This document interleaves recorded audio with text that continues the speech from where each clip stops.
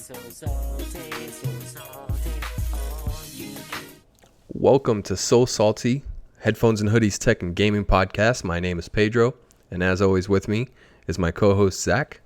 Today, we will be talking about E3 2017. We will go through each conference and score them, starting with EA, Microsoft, Bethesda, PC, Ubisoft, Sony, and Nintendo. Afterwards, we'll be going through our games of the show. Now let's get started with EA. Zach? Boom. Boom. Boom. What an intro. Right? What an intro. So good. So good. So good. So salty. So, EA was, for me, kind of middle of the road as compared to the other conferences. It had some good points. It had a couple of cringeworthy points. Not calling out any specific YouTubers' names, but no. overall, that was a low blow. So, no, it was all right. So I guess we can just jump into the games if you want to start talking. No, that's fine. That's fine. I What were your thoughts? actually gave them a like that was one of my bad points is the they messed up with Jesse Wellens, the YouTuber. They messed up with him. I give him nothing but props. Nothing but props for kind of picking up the pieces on that, because it looked like the prompter was terrible. Yeah. So I took them some points off of that because of what they did, but then I'm like, no, I give bonus points because he rolled with it. You know what I mean? He rolled with it. He went from oh man, I'm supposed to follow the script and it's not working, to like, you know what? Not following the script. Let's do this, guys. And just kind of went through it. Mad props to him. Really good. Yeah. But I guess if we want to start with the bad right off the bat, what was Kendrick up Lamar. with the whoa, no, that is good. What was up with everyone in the I don't know if you noticed this, but in the beginning, when they have like the NFL, like the guys with the jerseys playing the band, Yeah. you do realize they're all wearing Tom Brady jerseys, every single one of them.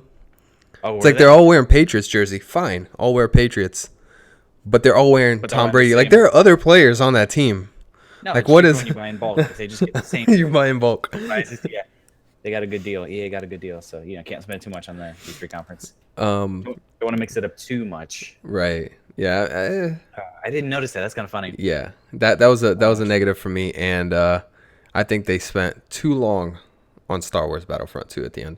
Extremely like they shouldn't have spent that much time on it. It's too long. Yeah, a little bit, a lot of it. What are your negatives? Kendrick Lamar in the NBA Live. Are you serious? Get out of here. Yeah, I That- gotta say, do I'm you not a really? Kendrick fan. Yeah, seriously, they lost Oh. a couple of points on that. I mean, Why? That song made that, like, I gave them I points know, for it that. made it bad. I It gave made them. me not wanna Oh my play. goodness. No, the only way that could have been worse is if they put Kanye. So I mean, there's that. Whoa. But It depends. What Kanye? Old Kanye, new Kanye.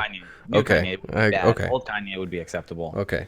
So I'm glad that we do bring up We the need to distinction, clarify. though, but Yeah. no, I don't know. I mean, Anthem looks amazing, and that was kind of our first peek at it. I don't know if we give them too much credit because they didn't super talk about it, but Mm-hmm.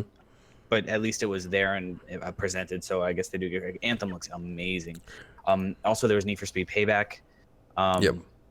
which I am hesitantly excited for. I mean, my concern is that a lot of more recent games, I feel like they've kind of converged in their experience and what they have to offer. So whether you're playing like Forza Horizon or you're playing, the newest Need for Speed games, a lot of times I think you're getting kind of the same experience across the board. And so I'm excited to see if they will, hopefully change that. I definitely miss the old Underground or Underground 2 games and just the feeling that you got when you played those games, even though they were kind of, a lot of newer games are all about being bigger and more massive and more opener and just it's all about bigger and better graphics. And really, when you look back at like Underground 2, it was a smaller, you got a tiny piece and you unlocked bit by bit. But even once you unlocked the whole map and had access to everything, like it wasn't huge, but just because of like you had to fight to progress and just they still made it feel big. And I still spent way more hours in that game than I did in probably any other racing game since then. That was a big deal. So hopefully, my hope every time I hear that a new Need for Speed is coming out, I'm hoping it goes back to try and regain some of that. Because realistically, I don't care about super realistic acceleration. I care about adrenaline and high speed stuff, and that's what I'm looking for in a game. So hopefully they're going back to that. I'm hesitantly optimistic. All right. Give me 1 second here because I made a boo-boo earlier on. All the Yeah, Tom Brady's. made a boo-boo. Fixing this. We're just rolling with the punches here, guys. Do it. We're just kind of going through this. I did not and if- even notice they're all Tom Brady. Yeah, if you guys are listening to this, don't worry, you didn't realize the boo-boo. But if you are watching, you realize that I have forgotten to put the EA background footage on, and my apologies. But anyways, continuing with EA, the good for me. Even though Star Wars Battlefront was too long, Star Wars Battlefront 2 is a good thing. The only bad thing about it is that they spent too much on it, too long. Another good thing for me is story mode in Madden. I love the story mode in FIFA with Alex Hunter, and I'm hoping story mode in Madden will be the same because it's really fun to play it. Another good thing for me about the conference was the Men in Blazers. A lot of people didn't like it. I actually enjoyed them. Yeah, I enjoyed them. FIFA 18, the Men in Blazers was actually pretty funny. And how can you not mention an EA's press conference with A Way Out? A Way Out looks awesome. The way that they're forcing people to play together just speaks volumes to the commitment to quality and the artistic vision that the studio kind of is putting into the game, and the fact that the writer and director Joseph Fares, his excitement just made me excited. You can tell he really believes in the game, and it's just I love that when directors and the developers, they're so excited about their game because they really believe in it, and the thing with that is that they play that game every week, and they've been playing it for the past year, right? If they're still that excited about it, that says a lot about it. And I was thinking, I don't know if you played the original Brothers game, but it was the same team that. So I did. I owned the game and I played it, and it's really it's one of those games that you and I would talk a lot about a game having personality and being memorable as. Kind of even when you just see the title, you get that feeling of, you know what I mean? It conveys that experience. Brothers was very memorable. It was really interesting play style, and it was similar in that you're controlling two people, but you're doing it yourself. Now controlling two people, I'm one guy and you're the other guy. It's going to give me insane anxiety, but I think it's going to be a lot of fun, and I'm actually really excited for the game. That was one of the highlights for me from EA, but also from the whole conference. I really like the idea, and it's cool to see kind of more. I'm not saying this is the first game to do that, but it seems like they're doing a very kind of original twist on this co-op scenario. So I'm excited for it. See a little bit of kind of some fresh ideas. So what would you give EA? What was your score? So from E to the A. EA. I know they're waiting with bated breath right now for my score. I went ahead and gave them a 6.5. Ooh. A 6.5. Ooh. So, because A Way Out was great, Anthem was exciting, but overall, like you said, they spent a lot of time on Battlefront 2, which is a good thing, but I think it was a little too long. And then there are other updates, stuff like FIFA and NBA. I'm not too huge into the sports genre, so they don't really lose points for talking about them, but they didn't gain. But they lose points for Kendrick Lamar. But they lose points for Kendrick Lamar. That was their biggest. What is your was beef with Kendrick Lamar? I can't. I don't understand. Don't want to get into it. Don't want to get into Anyways, I'll rap about it on Twitter though. My score for EA is a 6.8, so not that much different. Cool. Not that much different. I did actually like the Madden story. We like different points of it, but we got to the same score, which is a good thing. Battlefront 2 stayed too long on it, things like that. Let's move on to Microsoft. To Microsoft and beyond. Before we start, I'm wondering, did you give them higher or lower than EA? Ooh, higher. You gave them higher? Oh yeah. I did too. Yeah. Just we'll start with that, and then we'll talk about the score. Way afterwards. So, higher. yeah. Yeah. Okay. Double digits. No, I'm kidding. No, I think we cap it at 10. 11 out of 10. IGN 9 out of 10. So what is your bad? What didn't you like? Well, unless you want to start with what you liked about Microsoft. No. I'm going to start with the ugly first. Yeah. So I should say I did like the One X, but I think the $500 price point made it a little awkward for me. I want to talk more about that, but we'll loop around to that. Their intro video for a lot of their stuff was Forza, which I feel like it's kind of overused, using kind of your racing game as your like intro trailer to show off graphics and all the cool new stuff. Yeah. And I get that, like, it cycles through, like, it shows a lot of really cool like light shaders and things like that. But you know what I mean? It's like, it's another Forza, and I don't know, and I could be off on this. I feel like not that many people are super excited for Forza as they are for some of the other stuff, had they shown Anthem as their intro amazing graphics game kind of. Oh no, they should. No, I think they definitely should have left Anthem for last. It's a great looking game, and it's not first party.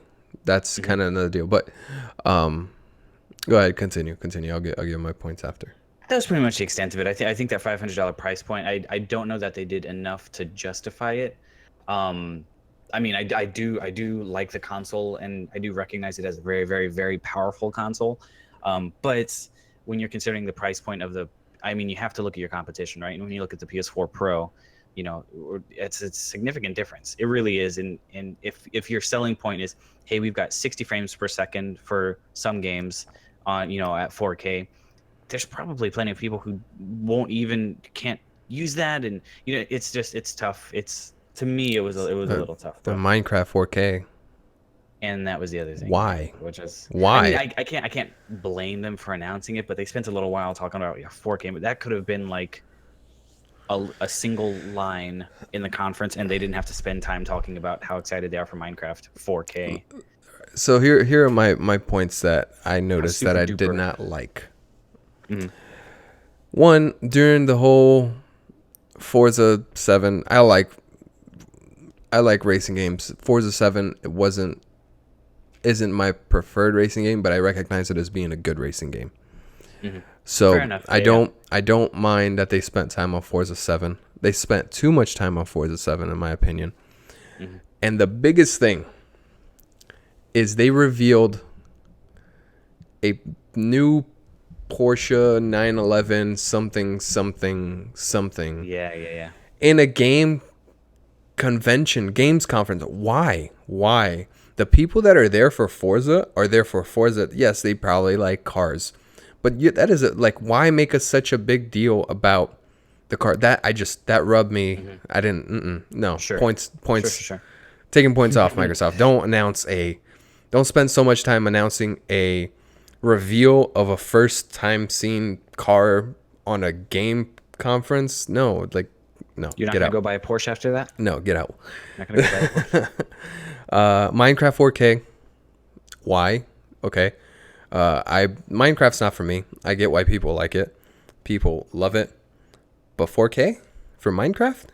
Well, the blocks are they're blockier. They're blockier. I don't know. And one other thing is I'm gonna first say I liked Crackdown, the original. But Crackdown, the new Crackdown, is looking bad in my opinion. It doesn't. Besides the Terry Crews thing, which was great, that intro. He can be good in it. Yeah, he can. I mean, he could read the yellow pages to me.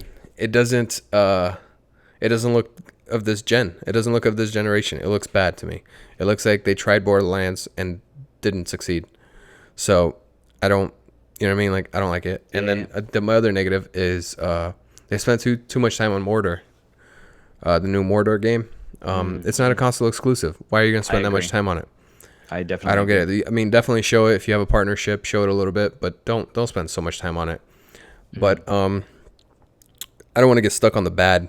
So let's go to the good, because I actually do have way more good than I do bad for Microsoft. And I will at the end. You will know why. Xbox One X, the name. So they gave the name. Oh, that was a bad. they announced the release date. Do you not like Xbox One X? I don't know how I feel about it, honestly. I don't know Xbox One X. I don't know. I don't know. Starts and ends with an X. I mean, Yeah. is that the best? It's like, was that the most? I didn't even like the name Xbox to start with, Oh. but it's kind of grown into like accepted, kind of like the iPad. Well, the next one's When gonna first be announced, it's Xbox stupid, One Xbox. but- They're just gonna put a box. They're just gonna keep reiterating. Is there gonna be an XS when they make a slim version of the X, slimmer version? The one thing I did like, Small, though. yeah, so it's small and it's more powerful. The one thing I did like is that the accessories, if you have an Xbox One X or One, your accessories work with the Xbox One X.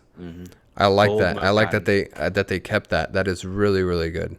Yeah. Yeah. Surprising, actually, but. No, yeah, I was just gonna say that was good. I like how strong it is. Obviously from a performance standpoint. Like how much and can it bench? Like how much? Like so much. Like about 350. 350. No, and it was cool that they touched on the backwards compatibility. I think it would have been very stupid of them to not talk about that. That's going to be, had they not spoken to backwards compatibility, that would have been the number one question everybody would want them to answer. So I'm glad that they kind of addressed that from the start. They talked about the original Xbox backwards compatibility and optimization that they're working on. So yeah, there was a couple pluses. I thought that was good. Good of them to talk about. And yeah, the small form factor is kind of nice too. So it seems like they're checking off all the right boxes from a comparison standpoint to their other Xboxes and also to the PlayStation. I think they're checking off the boxes.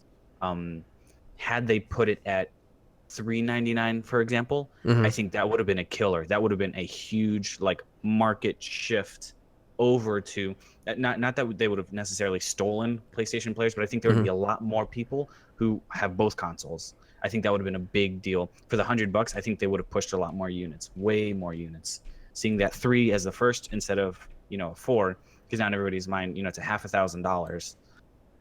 It's why and there's going to be tax and then games and then I need a second control and and now it becomes this big thing. But at $399, you're putting it down in that range, and then they could have made the other one they announced the S, right, putting that at like $249 or $299. And then kind of get it that much closer, and people are gonna, make the extra push, get the better console, get the better everything, and also from a developer standpoint, now developers have a better reason to push higher, better 4K content because now they're, what I mean. Now their target is a much larger audience. So Right. Yeah. enough about that. No. I like that. Other good points is Metro Exodus looks interesting. Yeah, I'm really that's kinda hoping that the train that we saw there at the end, that's your base. And I hope that like it just comes around once in a while, and if you miss it, you're stuck there. You know what I mean? Like you can't get back to your base. You got to wait till it comes back. Like that would be a cool, interesting dynamic to the game. Oh man. Player Unknown's Battlegrounds. I'm not into it. Because I haven't tried it honestly, and people might be laughing right now. Like, why is this game so massive and you haven't tried it yet? But just haven't had the time to. But I appreciate that they're recognizing what is good and trying to take it to the Xbox. State of Decay 2 looks great. Zombie survival co-op. You can build your base, defend your base. Really cool. That is right up my alley. Multi-platform crossplay on Minecraft. That I like that Microsoft. I'm not gonna knock them on that because I like that they're recognizing that people that have different consoles want to play together, and people that are on PC want to play together. I don't want to be limited by who I play with because I decided to purchase a different machine than my friend. So Absolutely. that's great.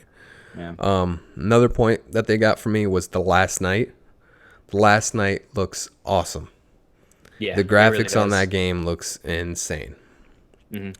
Just my art style. I love it.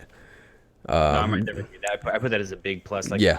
just that game, just another, like we said earlier about personality, Yep. games having that vibe, and that game is going to be memorable. Even if it's a terrible game, I don't think it will be, but even if it were to be a terrible game, it would still be memorable that they went that route, and specifically, and I think a lot of times when you get that really interesting and unique art style, to me, that's a big window into the mindset and the passion of the developers, because they took that extra effort, whether it was a one-click button to apply this filter or whatever, they still made that leap because they felt it was a good direction for the game to go. And to me, when you kind of go out on a limb like that, to me that shows that there's a lot of passion from the developer standpoint, to that they really care about the game and they want it to have a certain feel. So I thought it was very cool, very, very interesting. Sea of Thieves. Oh, I'm so excited for Sea of Thieves. Terrible. I'm gonna be playing it on PC, not Xbox, but it just looks. I can't say I would just leave it. Sea of Thieves. If you don't know what it is, look it up. It's great. Yeah, definitely. It is really good. And then I gave them more points for Anthem. When I first saw it, I'm like, it's Destiny in third person meets Mass Effect, and it's just, I want it now. You know what I mean? Like, let me play it right now. I don't care. $100, sure, take it. But usually I'm pretty hesitant to pre-order, but that's the kind of game that I will probably be dropping some money on and getting excited for, even this early in the process. You know what I mean? Even just seeing trailers and some early gameplay, as long as they don't like crazy change it before release. That's exactly what I was gonna say. As long as what they've shown is actually what's gonna come out, then we're good.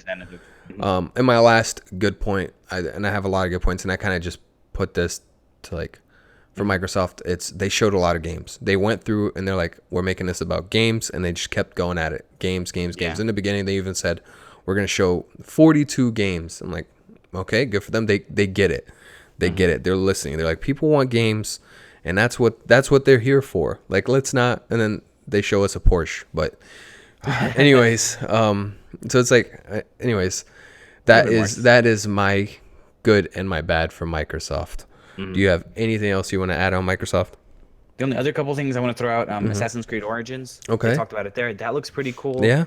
As with every other AC game, I'm concerned that it's just going to be another AC. To me, the gameplay was repetitive in the first game. Yeah, by the end of the first game. So and I appreciate that there's still a lot of interest, and so they keep producing more. But I'm interested to see how they can really, really change up the game. I like the eagle vision and being able to fly around and see.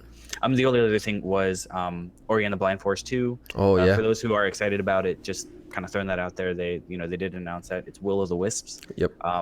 And same as the first game, it's got similar art style, similar vibe, similar everything. So if you're into that, good stuff coming your way. So yeah, good that's stuff. all. Yeah, I haven't played Assassin's Creed, a new one, since Black Flag, and Black Flag was amazing, and that's precisely why, and that's why I didn't really add it to them on my list, because I think they just kind of showed like a trailer or something. I don't know. Anyways, yeah. That's fair. Fair. Yeah. What is your score on Drum roll.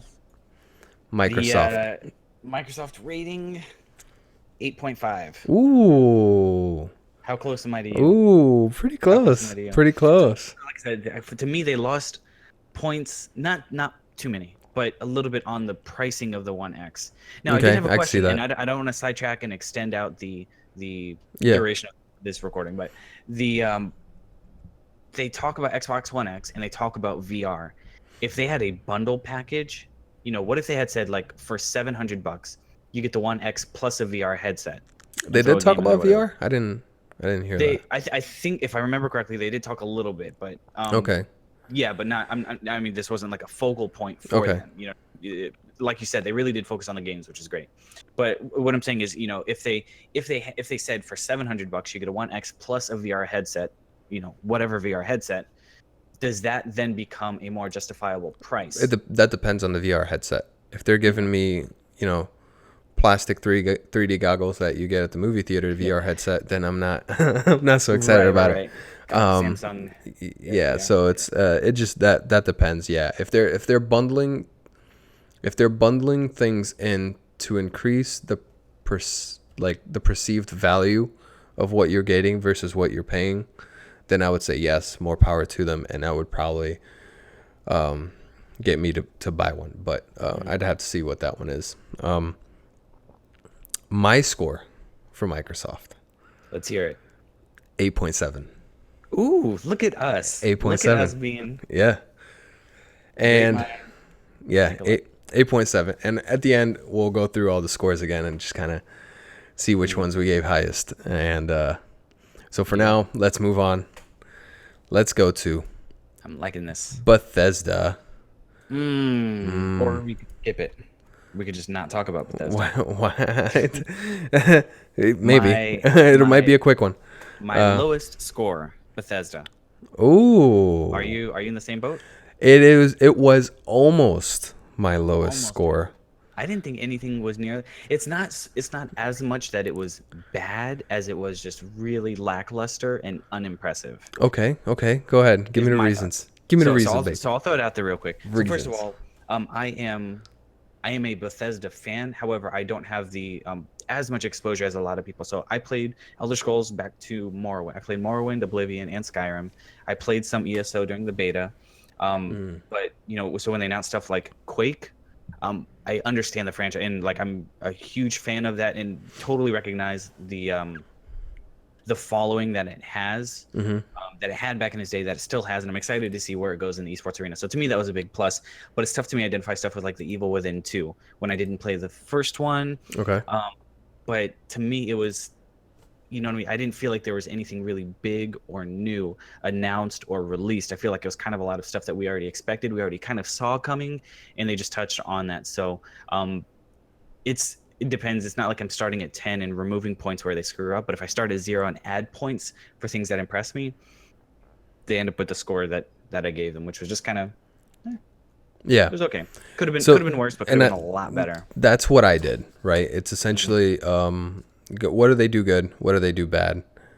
And did they do enough of either one? And what was the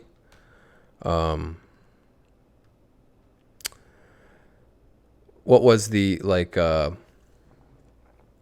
much of each, like what was the weight of each? Anyways, my bad is so this bad is also a good. So they didn't show enough new games. But every game they showed was coming out this year, which is a good thing for me. I like that they're like, look, we're not showing you a game that's going to come out in 2 years to get you excited about it now. We're going to show you a game right now, and hey, you can get it this year still. I like that. But they didn't show enough of it, which I get it. It's like you want your cake and eat it too, because you want them to show only games that are coming out this year, but you also want them to show a lot of games. I know it's kind of contradicting there, because it's not really possible, but that affected it. Another bad thing, and before I say this, I just want to show this to the camera, okay? Because I think this happened a lot of times. So this is the Skyrim dragon thing for people that are listening. I have the Skyrim collector's edition dragon thing. I like Skyrim. I played Skyrim for the longest time. But they need to let it die. Just let it die. Let Skyrim die. No, that's a negative point for Nintendo, and I will bring it up again. Ooh. Let Skyrim die. Just let it go. Stop it. Skyrim. I don't know, man. I like it. Now, okay, so I think my biggest problem is not that they don't let Skyrim die, but that they don't come out with another one. And everybody is crying for a new single-player Elder Scrolls, and I think that would solve that problem. It's not that they necessarily need to let go of Skyrim. I think they just need to offer a new single-player experience so that we can migrate they're working Skyrim on onto the new. They're working on it. Yeah. They have to be working on it. But it's just they're not ready to announce it because they're only announcing things that are coming out the same. So, which is a good thing, because imagine if next year they go, and this is the new Skyrim, and it's coming out in 2 months. And be like, oh, snap, but they just let it go, man. Just look, it's just let it go. People still play it though, man. People still play it. That's great, but it's not news. You know what I mean? People still drive 1998 Honda Civics, but they're not going to keep putting the car out like it's brand new. Like, let it die, man. Like, fair enough. That's a good point. Yeah, and to be honest, like, had Bethesda said, you know what, we're not doing E3 this year because we don't have anything new or whatever, you guys kind of know what's going on, I would have I would be equal. Like they would have saved the money and the time and the investment of their E3 conference. Yeah. Where they just said Yeah. we're not doing E3 this year because you guys already know what we have. But they had on the Wolfenstein. burners. Wolfenstein 2. Yeah. Okay. There was that. Yeah. But is that and The Evil Within 2. They did announce 2 games and they showed it off. So it was good. It was good. But you're right. They are on that borderline of like not having enough things to even have a conference. right? Type. Which I would, You know? I would rather a developer or or a company or an organization or whatever say, hey, listen, we respect your time and we respect the expectations from a conference like E3. Mm-hmm. We're going to go ahead and pass. We'll give you our new releases during the same time frame of E3, but we don't need to make you guys sit and watch and get excited for this and then under deliver. So underwhelming is kind of the subtitle to my Bethesda conference. All right. So we'll get to the scores right now, but I just want to point out one other good thing is that the trailer itself for The Evil Within 2, I thought was incredible. It was incredibly good. It was a great trailer. The entire time they were playing, I was like, what is this? Mm-hmm. What is going on? It's a great trailer. Kept my interest. Wolfenstein 2, the new Colossus. No multiplayer. They're focusing on single player and story only, which also speaks to their vision of this game. They're staying true to the art, and I like that. So now to get to scores, unless you don't have anything else to say. I'm good. What's your score? Let's do it. Or you want me to go first this time? Giving it a solid. You go first this time. All right.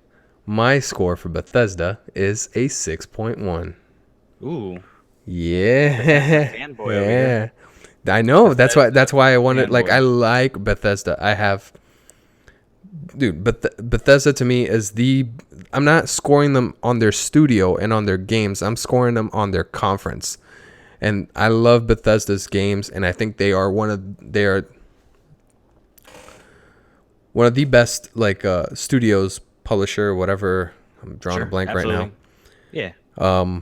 That there are. They are. Like, it's them, it's Naughty Dog, it's Insomniac, and it's, BioWare, Rare. Yeah. Like, they're up there. But I'm scoring them on their conference. And I didn't like it. It was a 6.1. I am giving them a solid 5.0. Ooh. Middle of the road. This guy. And I think for the reason that I was saying earlier is that I think if you're presenting at E3, there's an expectation. And I think they were not bad. So they didn't do anything bad, but they didn't do anything great. I don't think they met that expectation. But I think bad would have been spending the whole conference talking about how great you are and how great your past games were. At least they spoke to the games in some updates, some stuff that's rolling out. They did talk about VR for Doom and Fallout 4. That was kind of cool that they're not kind of, I mean, that is cool. That's good stuff. So, but it could have been a lot more. And it wasn't. I would have rather them have just said there's not enough. So no E3 conference. We'll announce stuff on on our Twitter feeds and on our websites and things like that, and just left it at that. So I give them kind of middle of the road again. They weren't bad, but they weren't great. Okay, understandable. Now, but I do like Bethesda. Throwing that just for clarity. Disclaimer. I really like. I really like Bethesda. Yeah. But this particular conference, it was just lackluster for me. So PC. Let's move on to PC. Now we're talking. No, we're not talking. That's my baby. So, PC conference. The bad. Start with the bad. Too many things that were not interesting among very few things that were interesting to me. They had too much filler and not enough quality. In my opinion. Sure. I don't like how their setup is, where they do like, after showing a game, they do like a very long conversation, extremely long conversation / interview. I think a lot of the times that goes way too long. It loses people. They should just show the video, come out, if another person needs to be there besides the person that's presenting what they just showed. Just have, I think they should just have, like, let's say Bethesda or whoever it is comes out, the person from that studio should come out and just explain the game a little bit and walk off the stage. And then the announcer, moderator guy should just come out and introduce the next person. They shouldn't interview them. I don't think that's a good format. They stay too long on one thing when they do that. And those are pretty much my negatives, but they're big negatives for PC. That's kind of, they don't have a lot of negatives in terms of the little things, because they kind of stuck to a format, but the things they got wrong, they got, in my opinion, like it's just bad. Yeah, and it goes back to, like we were saying earlier, there's an expectation from E3, and like we recognize E3 as a conference for gamers, and when you take it away from a focus on gamers and make it more about a focus on conversation, excuse me, I think that kind of takes away. So if I were to score it, if my score were just on the games and the excitement and the announcements and the things about the games, it would have gotten a higher score. But when you factor in, they blocked out a chunk to just talk about and I know that it was sponsored by Intel. I get it, and I'm a fan of Intel. I think we both build with Intel. Yeah, I build with Intel. No, I do. Yeah, no, my PC's Intel. Yeah. So I build with Intel, and I'm an Intel fan. But when you dedicate a chunk of your E3 conference to talk about your Intel processors, like I get it from a marketing standpoint, but to me, you're missing, you're preaching to the wrong audience. Yeah, that's a great point. I think they would have been a lot better if they, had the Intel logo up in the background at the entire time.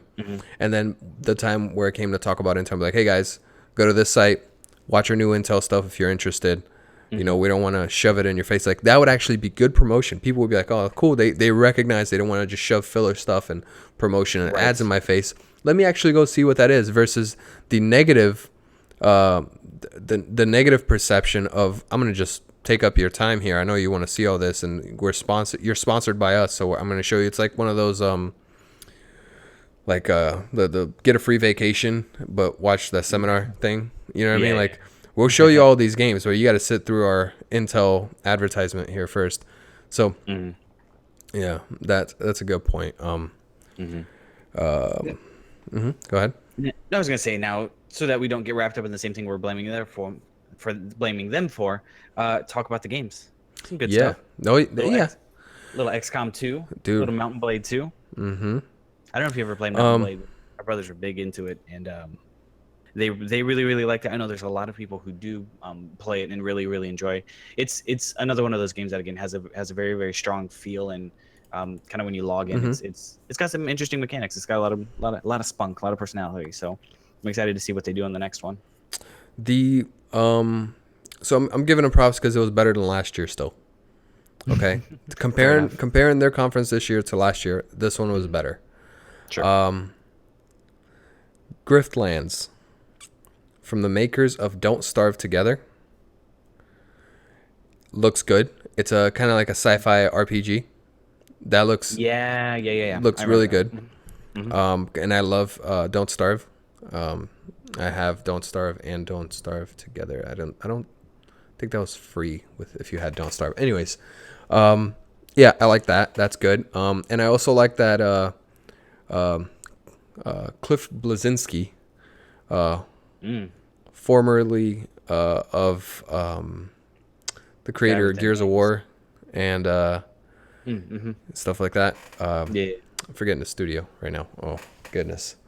Anyways, they do Unreal Engine. Who cares about studios? His new game, Lawbreakers, it actually looks pretty good. I like the fact. So I like him. A lot of people hate him, I think, but I like him.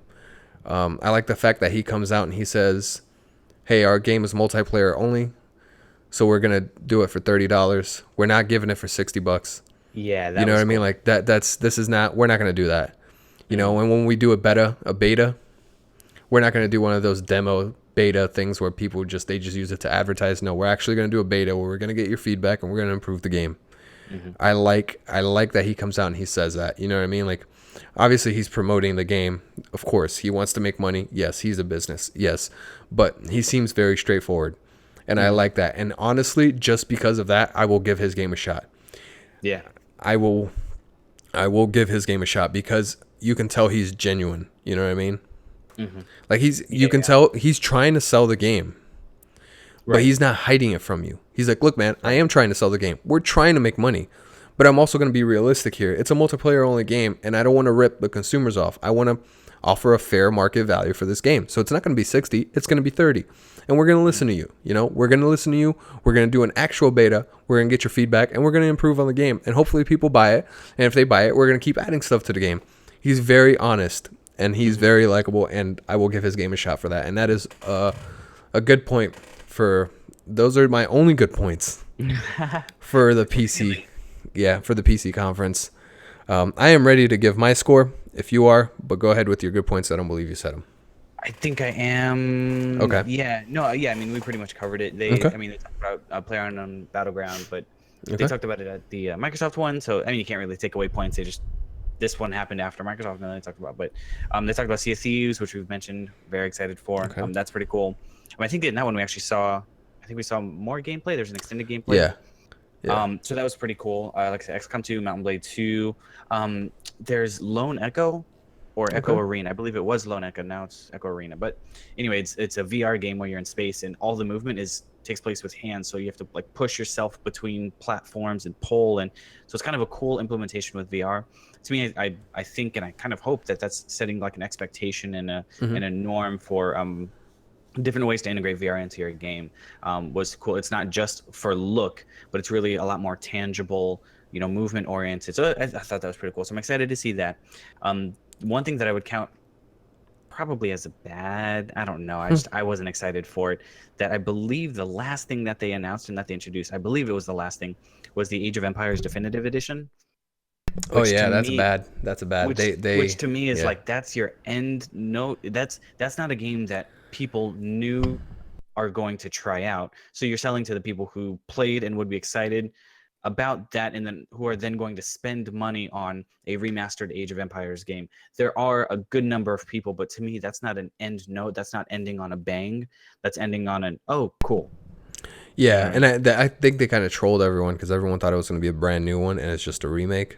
Yeah. So yeah, that's definitely a negative for me too. Yeah, and they did the side by side. Like here's the old, here's the new graphics. And here's the new. But it's still. So I kind of get it. I mean, there's a StarCraft remastered, and that's cool because I'm a big StarCraft fan. But they also made StarCraft 2 before they made a remaster. Yeah, there's that. So, So for me, that was not an end note. That was something worth bringing up in the conference. That was not worth it being the ending. Last game.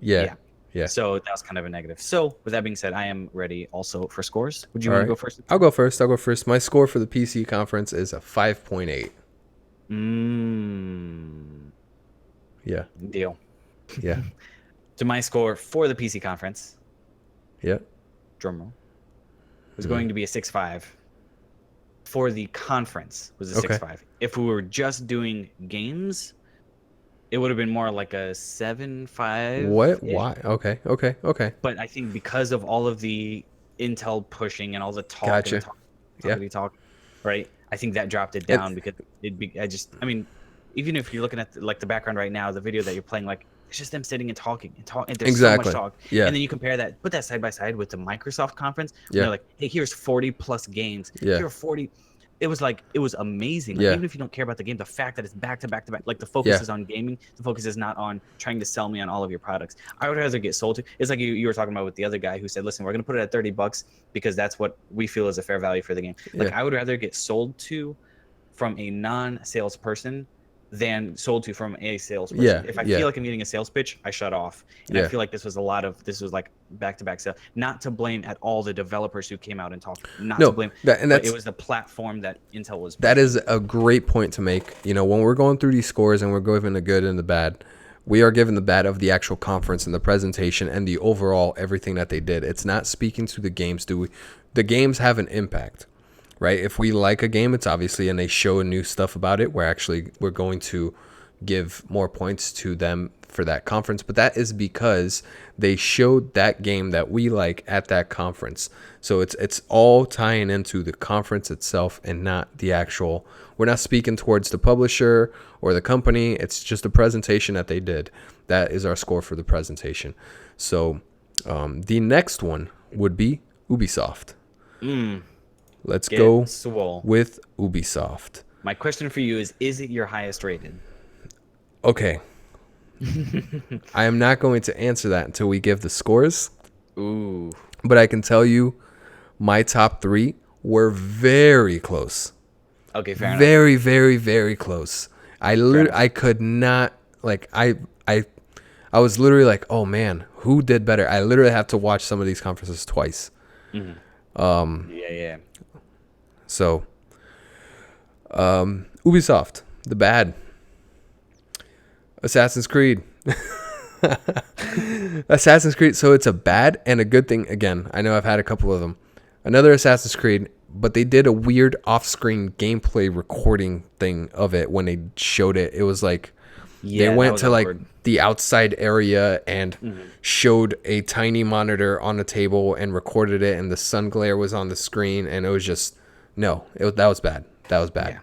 Yeah. It's very distracting from the. Anyway, go on. It is. But one of my good points is Assassin's Creed Egypt. I like that they went to Egypt. I think that is a perfect setting for Assassin's Creed. Another bad thing, every year they do Just Dance. Stop. Like, even if you want to announce Please. it, like, you don't have to do the whole production of people coming out and dancing and spend so much time on a game that, like, if you're gonna buy it, you're gonna buy it, and if you're not, you're not. Like, they're not going to convince me to buy it based on they've got dancers coming out. Yeah. So here's the thing with Ubisoft. They had a great conference, and I am honestly, it's nitpicking right now. The little things I didn't like because they were almost perfect.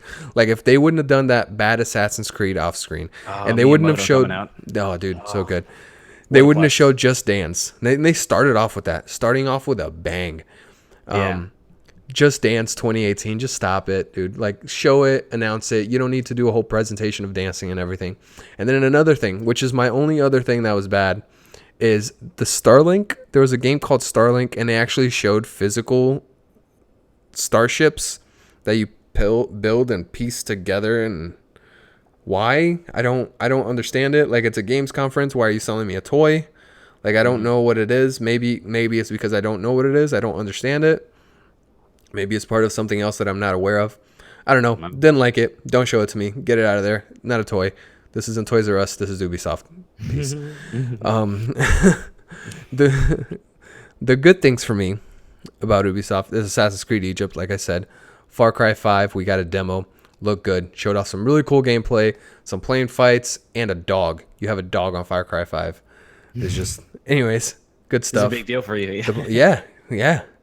It's too funny. the puppies are cool. It would have been better if you had a dog and a cat, and then the cat rode on the dog's back.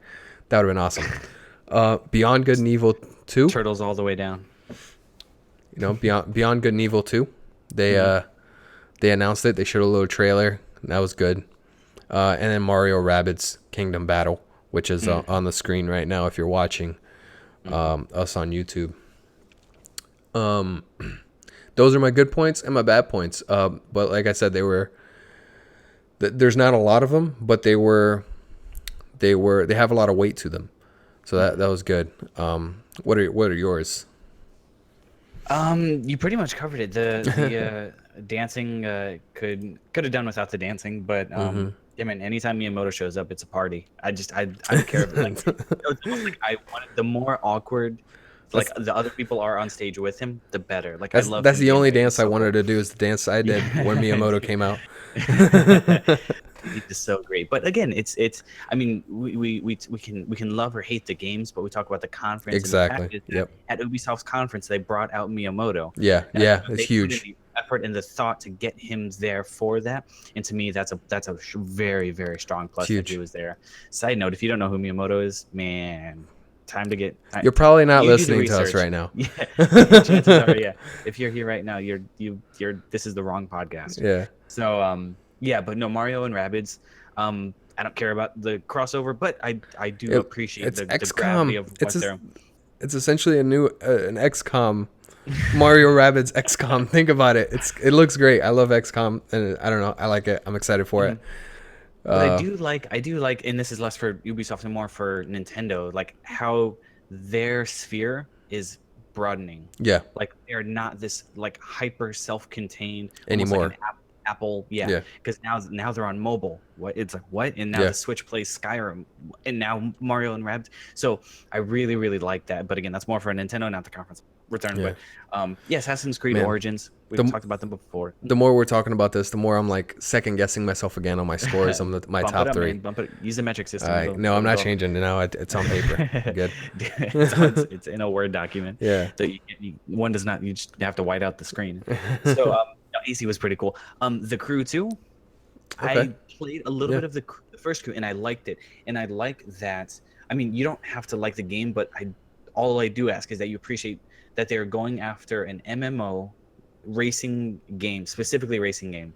Now, my question though for the Crew 2 is, you can fly in a plane, right? Or you can jump on, the jet skis or the boats and go in the ocean, or you can drive, or you can do motorcycle and ATV, and you can off-road. So to me, that seems like a really, really fun experience. But my question is, how do you justify, how do you get me to buy the Crew 2 and not just keep playing GTA 5? Because to me, you can do all of that stuff in GTA 5, plus your friends already own it. So to me, I Did think, you just say Grand Theft Auto? yeah, Okay. Grand Theft Auto 5. And they're different games, but what I'm saying is, I can do all of the stuff that they Right. showed in Grand Theft Auto. Okay. You know That's what I a mean? good point. I can do all of the stuff that they do in Watch Dogs 2. I can do Okay. all of that stuff. You know what I mean? So you can't fly a plane, but anyway, that's Yeah. but so to me, I'm again hesitantly excited for it, but they're gonna have to show me more than they did. But nonetheless, it was an announcement. It was, as far as I know, that was the first I heard of the Crew 2 coming out. But again, it was I think they did a good job talking about it. But Skull and Bones, man, that was, to me, that was probably the highlight for Ubisoft, and it was a big one. Like, I was really really excited. Yeah, I didn't put that on mine because I don't know how I feel about it. Still, Pirate ship battles liked it. are cool, but you can't get off I can't get off the pirate ship and go explore an island and get treasure, and yeah, I that. don't know. In my rose tinted glasses, that means that they spent more time perfecting their naval battle mechanics. and Naval that's not battle necessarily mechanics the was case. already done in Assassin's Creed Black Flag. Yes, Like, it's just but- literally, the guy even Yeah. mentioned Assassin's Creed Black Flag. They could literally just ported that stuff over, improved it a little bit, and then added all this other functionality. Like, and that's I don't why know. I was hyped based on what they showed, in the sense that I really really like that this is looks like it's going to feel like a very dark and kind of more of a dark. So you've got, and I don't want to draw a comparison because I don't think it's super fair, but to look at Sea of Thieves and to look at Skull and Bones, right? Sea of They're Thieves very look different games. See, not to compare, but I mean, I think Sea of Thieves is a much Better. lower barrier to entry, and I think to me is more of a kind of whimsical and lighthearted approach to Sea of Thieves. And then I think Yeah, but- Skull and Bones is more, you want that vibe. I think if you're going after that style, I think it's a game that, again, will have a lot of personality and a lot of, it feels very Skull and Bones type of thing. So- but I'm not buying it until I see more. Okay. So End on that that note. is so I don't want to spend too much time comparing them, but yes, if you're looking at the fact that Sea of Thieves' graphic style is more artistic and more cartoony, yes, it is more lighthearted in that way. But it gives you, in my opinion, in some ways, more of the pirate experience. You can go find treasures. You have to look at the map. You have to use your compass. You have to have a crew. You have to put down the sails. You can get into other ship battles at the same time. You have to literally get into an island, dig a chest out, go back to your ship through shark-infested waters, put the treasure on your ship, hope no one gets on your ship and destroys you, or while you're on the island.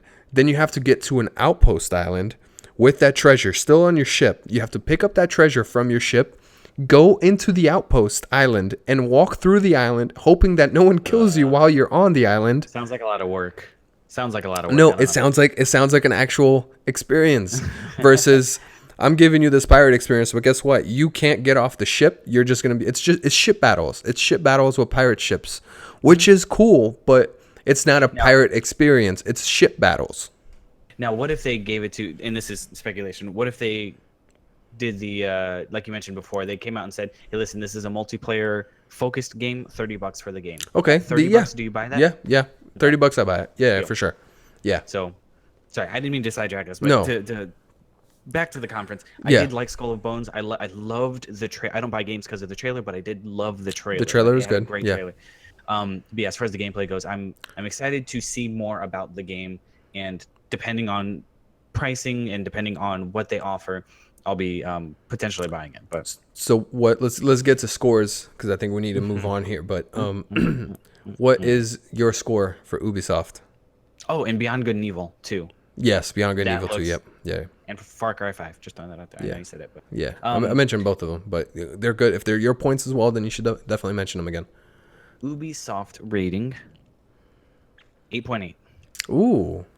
8.8. It was strong, man. It was Yeah. really, and the whole time there wasn't really much of a moment where I was like waiting, like, okay, let's get on to the next one. Like I was interested. They kept me pulled in and watching the whole time. So What's your 8.8. highest so far? Was it- I think it was either Ubisoft or Microsoft. Okay. Microsoft was strong. I think Ubisoft was stronger from a. What was your Microsoft score again? I don't remember. You don't have it there on the list? No, because as What? we were talking, I think it changed it. I wrote down for Microsoft. I wrote down Oh 8.5. boy. 8.5 is Oh, what I wrote boy. down for Microsoft. So, Mm. and I think That's why you don't I think- I change think- it. Mm. No, I know. This I whole was thing's bad. got That's this where- whole thing just went off the rails. I know. Just went off the rails. No. Microsoft is 8.5 is what I wrote down. I'm pretty sure I modified it there, but Okay. My score for Ubisoft. so Ubisoft becomes better than Microsoft in my. So scoring. Ubisoft is higher than Microsoft in your scoring. Okay. Yes, So slightly. so far Ubisoft is winning for you. Yes, Okay. My score for Ubisoft. Your score was 8.8. 8.8. My score for Ubisoft is 8.5. Okay. 8.5. Assassin's man. Creed, just overall everything was great. And I'm like I said before, I want to reiterate this again. My top three conferences were very close. I literally, like right now, you could ask me which one is the best, and I'll be like, maybe Yeah. Ubisoft, maybe Microsoft. Like I was, I won't give the third one out yet because there's still some more to go. Sure. But yeah. Next one, Sony. Sony's had better conferences. I think the thing with Sony, their conference was good. Their conference was really good this year. But they have just come off two incredible, like, legendary E3 conferences. With last year and the year before. Like, they've just come off so many good conferences that this year they didn't achieve that level. So people are thinking it's a bad conference. It's not a bad. It's still a great conference. Right. It's just not insanely, like, they clearly won. Everyone was not expecting that. There were a couple of moments there that, they did. Some of the bad things for me were Skyrim. Stop it. Skyrim VR. Let it die. Just let it die. Why can't these You are console such a manufacturers and people just let Skyrim go? It is not a new game anymore. Stop it. I'm not a hater. I love Skyrim. I put hundreds, I don't know how many hours in Skyrim. Like, I like Skyrim, but it just, no. Stop it. That's fair enough. Another bad thing was they ended the conference on a game that was already announced. They showed gameplay of Spider-Man, which the Spider-Man game looks awesome. But I don't think you should end a conference on a game that's already announced, on new news. You shouldn't. They would have been much better, in my opinion, having ended the conference with Shadow of the Colossus or Monster Hunter. If they had added those, Agreed. it would have been a much better conference. Show Spider-Man before, and then right off, be like, all right, we got these two more trailers, two surprises. Thank you guys. Have a good day. And they just show those two trailers back to back. Boom. Conference score automatically goes up like 5 or 7, like a whole point. You know what I mean? Like 0.5, 0.7 points. The good things for me, Days Gone. Days Gone looks awesome. Very excited about it. Monster Hunter announced. Looks good. I remember way back in the days when I used to get, was it Game Informer magazine? And there was one magazine I always kept because it had Monster Hunter in it, and I wanted Monster Hunter so bad, but it never came to the U.S. Anyways, Shadow of the Colossus, it just looks great. I hope the camera work is good, because yeah, the whole thing. God of War, new gameplay. They showed new gameplay that revealed some story plot points, which is awesome. Detroit Stayed Human. The trailer for Detroit Stayed Human that they showed made me way more excited for that game than I was. I was not excited for that game at all. Did it? And yeah, that trailer, I was like, I like that. They showed me more about the consequences and your decisions. It made me more. Now I might give it a shot now. Before I wasn't. See, I need to go rewatch yeah. the trailer because I saw it and all I could think was, oh shoot, what was the MMO or not MMORPG, the MMO first person shooter that we played for a while. I'm blanking on the name now. The Tom Clancy. MMO? Tom Clancy? Yeah, it's like an MMO. That The one. Division? Division, that's the one. Okay. Yeah. MMO, but Yeah. yeah, man. I saw it and I'm trying to find the difference because to me it felt like a Division set in the future because he's jumping on drones and pulling them down and stuff like that. No, I don't think it's so.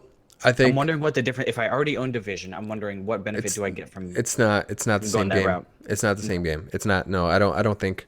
I think yeah. I think you're getting the wrong impression for that game. Maybe I'm wrong. Maybe I'm getting the wrong impression for that game. But I believe it's from the same people. Isn't it not from the same people that made Heavy Rain and all that? Oh man, I don't recall. I might be I might be really wrong on that. But I that's the vibe I got. It's more story driven. It's not massively multiplayer online, I don't believe. But yeah, at least I like that trailer. It gave me a shot. It gave it a shot with me. Another good thing is they didn't do a lot of talking.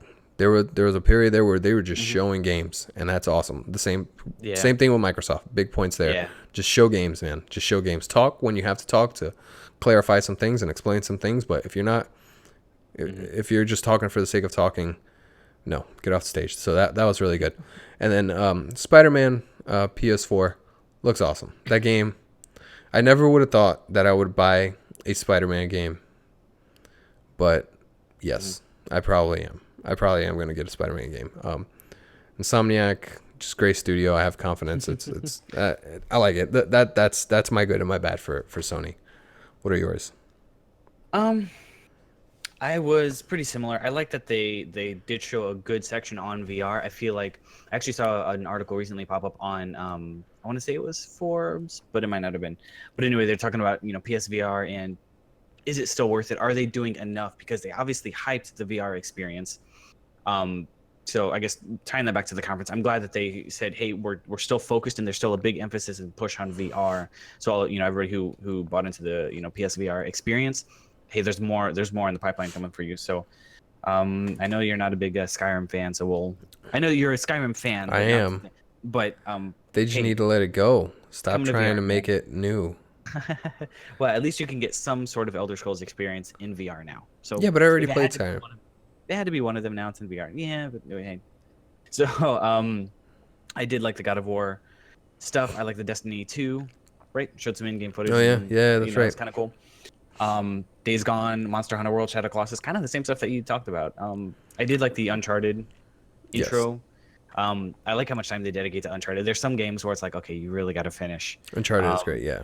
Yeah, it was. That's one that they really like tell a story, kind of going through, and I enjoy it. It was cool. It was so I do want to point out that throughout some of these conferences, I don't mention some games. That's because I feel like it was a given that they were there. Fair enough. Yeah. So they didn't really affect the score too much. So that's why I don't mention like Uncharted and certain games. Like if they show Uncharted and they show me something that I didn't know, then I'd probably mention it and I like it.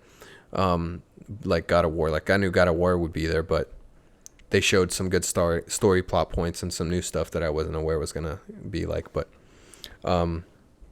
yeah. So I just want to clarify on my end that VR and stuff like that, like it wasn't good, it wasn't bad, so I didn't add it to mine. It's just Fair enough. Yeah.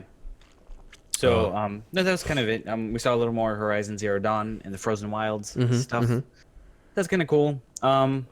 It was good. It's like you said, it's they said, okay, we've got this time, we've got this section blocked off for E3.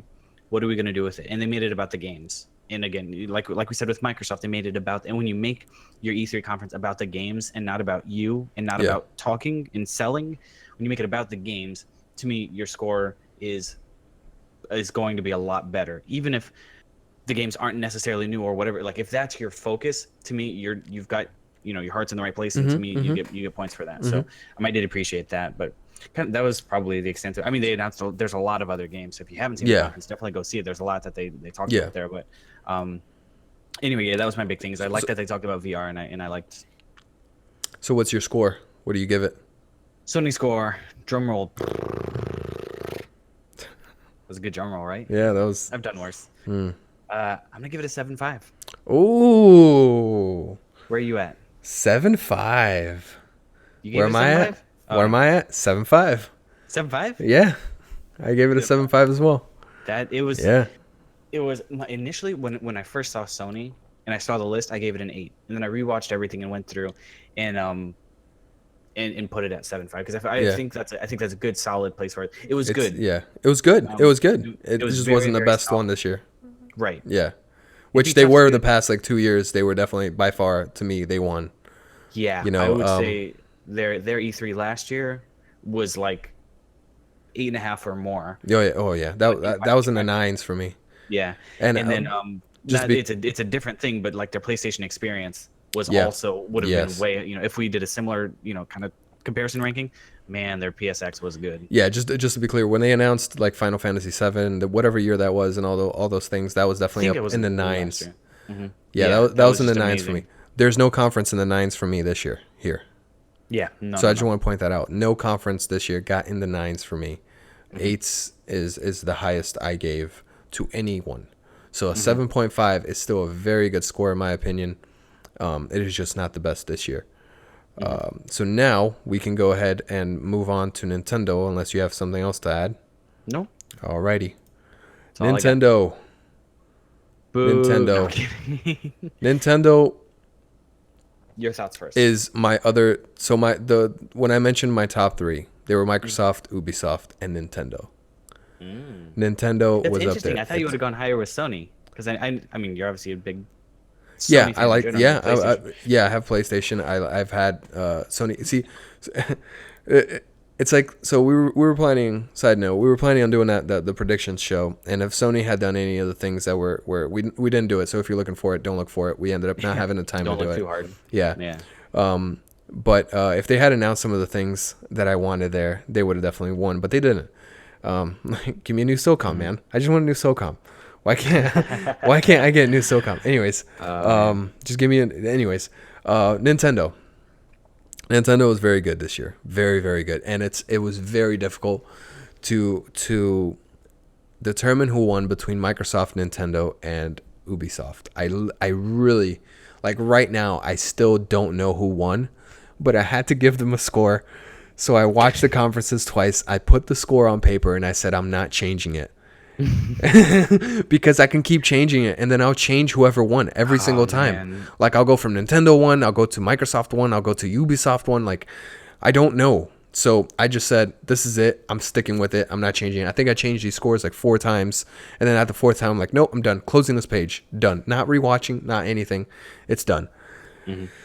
So Nintendo, the bad things.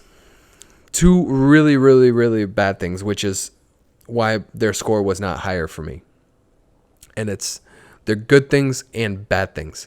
They announced, I will say that with air quotes for people that are not watching us.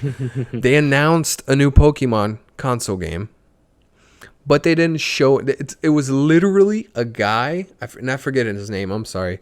It was literally a guy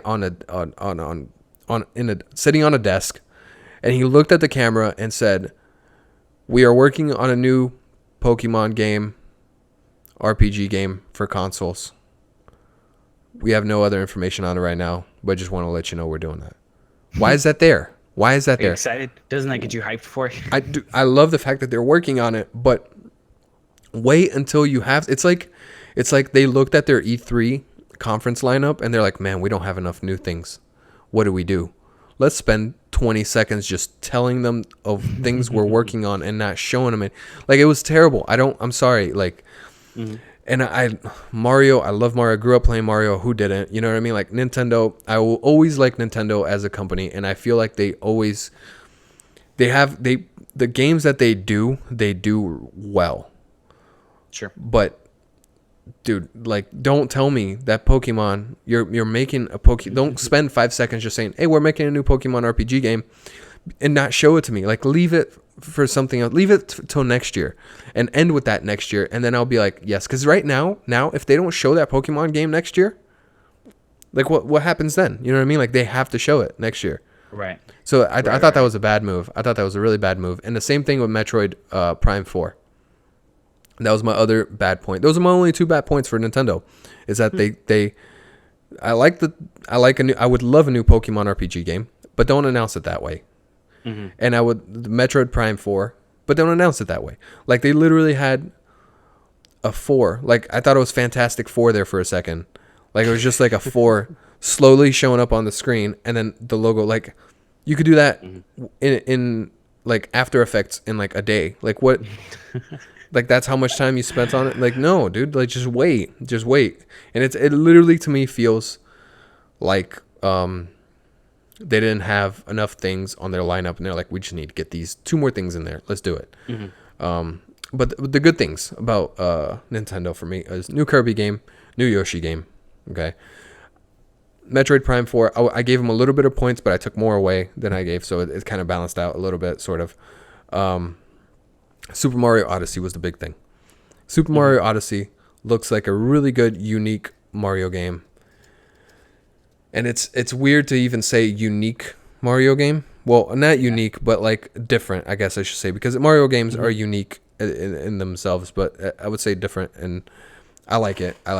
Like, this game is it's I can't say anything else, but besides, I like it. You know what I mean? And those are my good points for Nintendo, and my bad points. What are yours? So I think you covered a lot of Okay. what I was going to talk about. Because it was like I said, it was a very, very strong conference. I like that they, um, that if you look at a Nintendo, conference from a couple years ago versus now, like, they're consistent, and they're consistently about, just, they have very, very similar vibes. So I think that's a good thing. That could be bad, but I think for them it's pretty strong. I don't care too much for in a couple other of the conferences did this, where they cut away to, like Nintendo always does their treehouse stuff. And they've got people in this room and people in that room and people gaming all over. So, whatever. They dedicated some time to showing that Nintendo on screen, but to me that cut out a lot of the, they showed the split screen and kind of what you were seeing on both screens while they were streaming. So, that was, it was whatever. Maybe dedicate more to what the actual game looks like, and what's going on in there. But no, I thought it was solid. Like you mentioned, I think the new Mario game looks pretty awesome. As somebody who, growing up, I was not fortunate enough to have go the N64 route and get a lot of those earlier experiences. This game looks good. It looks really, really good. It looks fun, and it looks like I'm not buying it because I like Mario. I'm buying it because it looks like a good game. You know what I mean? And so the fact that it's a Mario game is kind of refreshing. It's good. It looks very, very open. So yeah, a lot of pluses. It was definitely a strong conference. But I think you touched on a really interesting point, is that they I don't know how to say this. They don't have the same caliber of lineup as far as the number of games. They don't have the same volume of game titles to push. And so I think for them, they spend more time on each game. I think it would be interesting to see Nintendo, and like we talked about in one of the earlier conferences we were speaking, regarding Nintendo's, that is seeing how their sphere is kind of growing. They're including now. Now you've got mobile games. You've got Mario on mobile, which is brand new, right, for Nintendo as of last year. So they're doing that. They've got Skyrim now playable on Switch, and all these other games you can now play on the Switch. So to me, it seems like they are coming down from the ivory tower, right? They're kind of they're expanding, and not in a bad way. Not like, hey, we'll take what we can get and just throw. It's an organized, in my opinion, an organized rollout of, hey, we're growing and expanding, and we are still a powerhouse. We've just been a little more dormant than we should have. But they're growing out and kind of filling out. So I I liked their conference this year, but I'm excited to see their conference, next year and the Yeah. year after, to see the direction that they're headed. To me, I'm more excited for that. So I guess kind of tying that back together to this is that I think they did really, really well for what they had available to them. Yeah. But definitely they if you're going to announce a new Pokemon game, like that's one of your bread and butter titles and IP, and you can do better than that. So, Yeah, that's yeah. that's a very I'm glad you feel the same way about that. But Mhm. so what was your Nintendo score? Drum roll. Suspense. I don't I even know heard how it to gets do more it. suspenseful if I just take a pause before I say Just anything. breathe on the mic. It'll get better. Don't do it. Don't do Um, it. I'm gonna give Nintendo 7.5. Ooh, not even 7.5. close to winning on your book then. Because no, it's a strong. I thought it was a strong, fair conference, Mario but Odyssey though. we can't make it about the game. It's about the conference, and I Okay. think they just Okay. have fewer. You know Okay. what I mean? They've got fewer pieces to Understand it. present, which you know what I mean, from a conference within the realm of what they have available, they did a good job on focusing on those games. But what I want to see from Nintendo are some, and it's going to be scary to say, but some new stuff, some new IP, some new titles. I want them to be talking about all of the new directions that they're going. And so they talk about the Mario game, and that's cool, and they've got Metroid, and that's cool, and they've got, but Mm-hmm. I when you look at, and they're different, they're different, but I think comparable when you look at Sony conference and here's the list of games. You look at Microsoft and here's the list of games.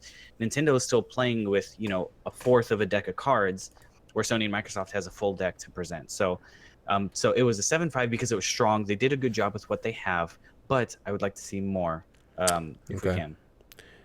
All right. 7.5. My score for Nintendo is an 8.6. Ooh, really strong. 8.6. So they almost won it for me. Ooh. I just because again, yes, they didn't have a lot of quantity, but I think they had quality. So yeah, it was really strong. But like I said, anyone, Ubisoft, Microsoft, or Nintendo could have won this for me. It just that's just the way I said. Nope, this is it. I'm not editing this anymore. Not doing this. So that's how I went. Sure. So yeah, 8.6. So the winner for me for this E3 was Microsoft. Microsoft with a 8.7, and then below Microsoft was Nintendo with an 8.6, and then Ubisoft with an 8.5. But like I said, that could have gone either way. I know I easily see Ubisoft winning sometimes if I rewatch their conference and things like that. But yeah, those are my scores. Who won it for you? If you want to, do you want to go over the your scores again, so we go through the lowest and the highest? I'll do mine from top to bottom. My EA got 6.8, Microsoft got 8.7 from me, Bethesda got a 6.1, PC got a 5.8, Ubisoft got an 8.5, Sony got a 7.5, and Nintendo 8.6. So my highest was Microsoft with an 8.7, and my lowest was PC with a 5.8. Overall, generally overall good E3, not the best E3, but good E3. Some Microsoft definitely redeemed themselves this year, because I believe last year their conference was not so great, and they won it for me. They won. They had the best E3 conference for me this year. Nintendo and Ubisoft very, very close. Good toss up. Yeah, so I enjoyed it. Very good E3 this year. Showed some My good games. scores, I was gonna say my scores come in at EA with a 6.5, Microsoft with an 8.5, and now I lost my other score. And that's it. Scratched. We're done. Yeah, yeah, good game. Bethesda with a 4.5, PC with a 7.0, and Ubisoft with an 8.8. Very strong, very strong. Sony with a 7.5, and Nintendo with a 7.5. Yeah, no, I see. I definitely see those scores. Mine could have gone the same way. We were pretty close. Yeah, for the most part, we were pretty close. I think Nintendo was probably our biggest Yeah, it was definitely a disparity. delta. Yeah. Yeah. And that's fine. I think we were still. I think we both have. We can justify our. I think both scores are justifiable. Yes. You know what I mean. So I'm right and you're wrong, but I understand where you're coming from. So Yep. Now let's move on. We got our scores out there.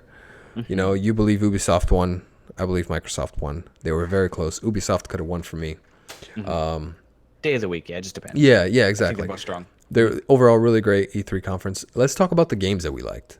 The top games of E3. Got to start off. Now, I think we should clarify that just a little bit. Are Okay. these games based on hype, based on new, based on that is gameplay versus trailer? That is a very, very good point. So I believe, by the way, for the people that are watching us, I am not going to put the gameplay on the screen. We are going to keep probably Nintendo or whoever else is displaying right now on there until the end. So if you see us mention this game, don't confuse what we're showing right now for the game we're talking about. Go ahead and look it up on YouTube yourself. These games are based on games that we got some sort of gameplay on. So, like, for example, I originally had on my list Beyond Good and Evil 2 as one of my top games. But they showed a CGI trailer. They did not show any gameplay. Fair enough. Sure. So I removed it from the list, even though it is one of the ones I'm more excited for. I need to know more about it. So to make it onto this list, they would have had to shown some sort of gameplay, be it live gameplay, be it pre-recorded, be it even in-engine footage, so we can get an idea of what the actual game will look like. And then talk about the game and what's in it and everything, which is fine because then we can get a full picture of the game. If they just show a CGI trailer and then talk about the game, we don't get a full picture. We don't know what the art style of the game is. We don't know what anything is. So it's not included on this list. It's only games that we kind of got a better picture for of it for. Does that clarify kind of your question? So. Yeah, okay. That's solid. Yeah. Okay. So my games, well, not my games, our games.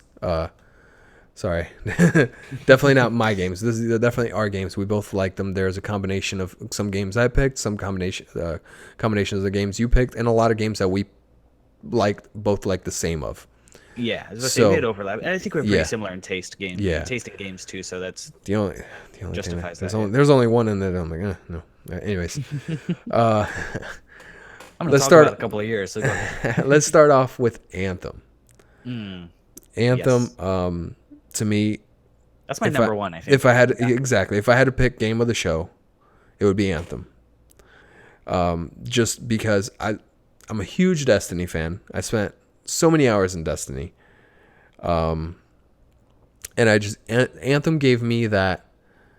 You know, I think I said this before earlier, either to you or in the recording earlier. It's like a Mass Effect meets Destiny, right? And the possibilities of that game. They actually showed gameplay. I like it. Yeah. It's just And it looks awesome. gameplay. Yeah, it's good gameplay. I love loot.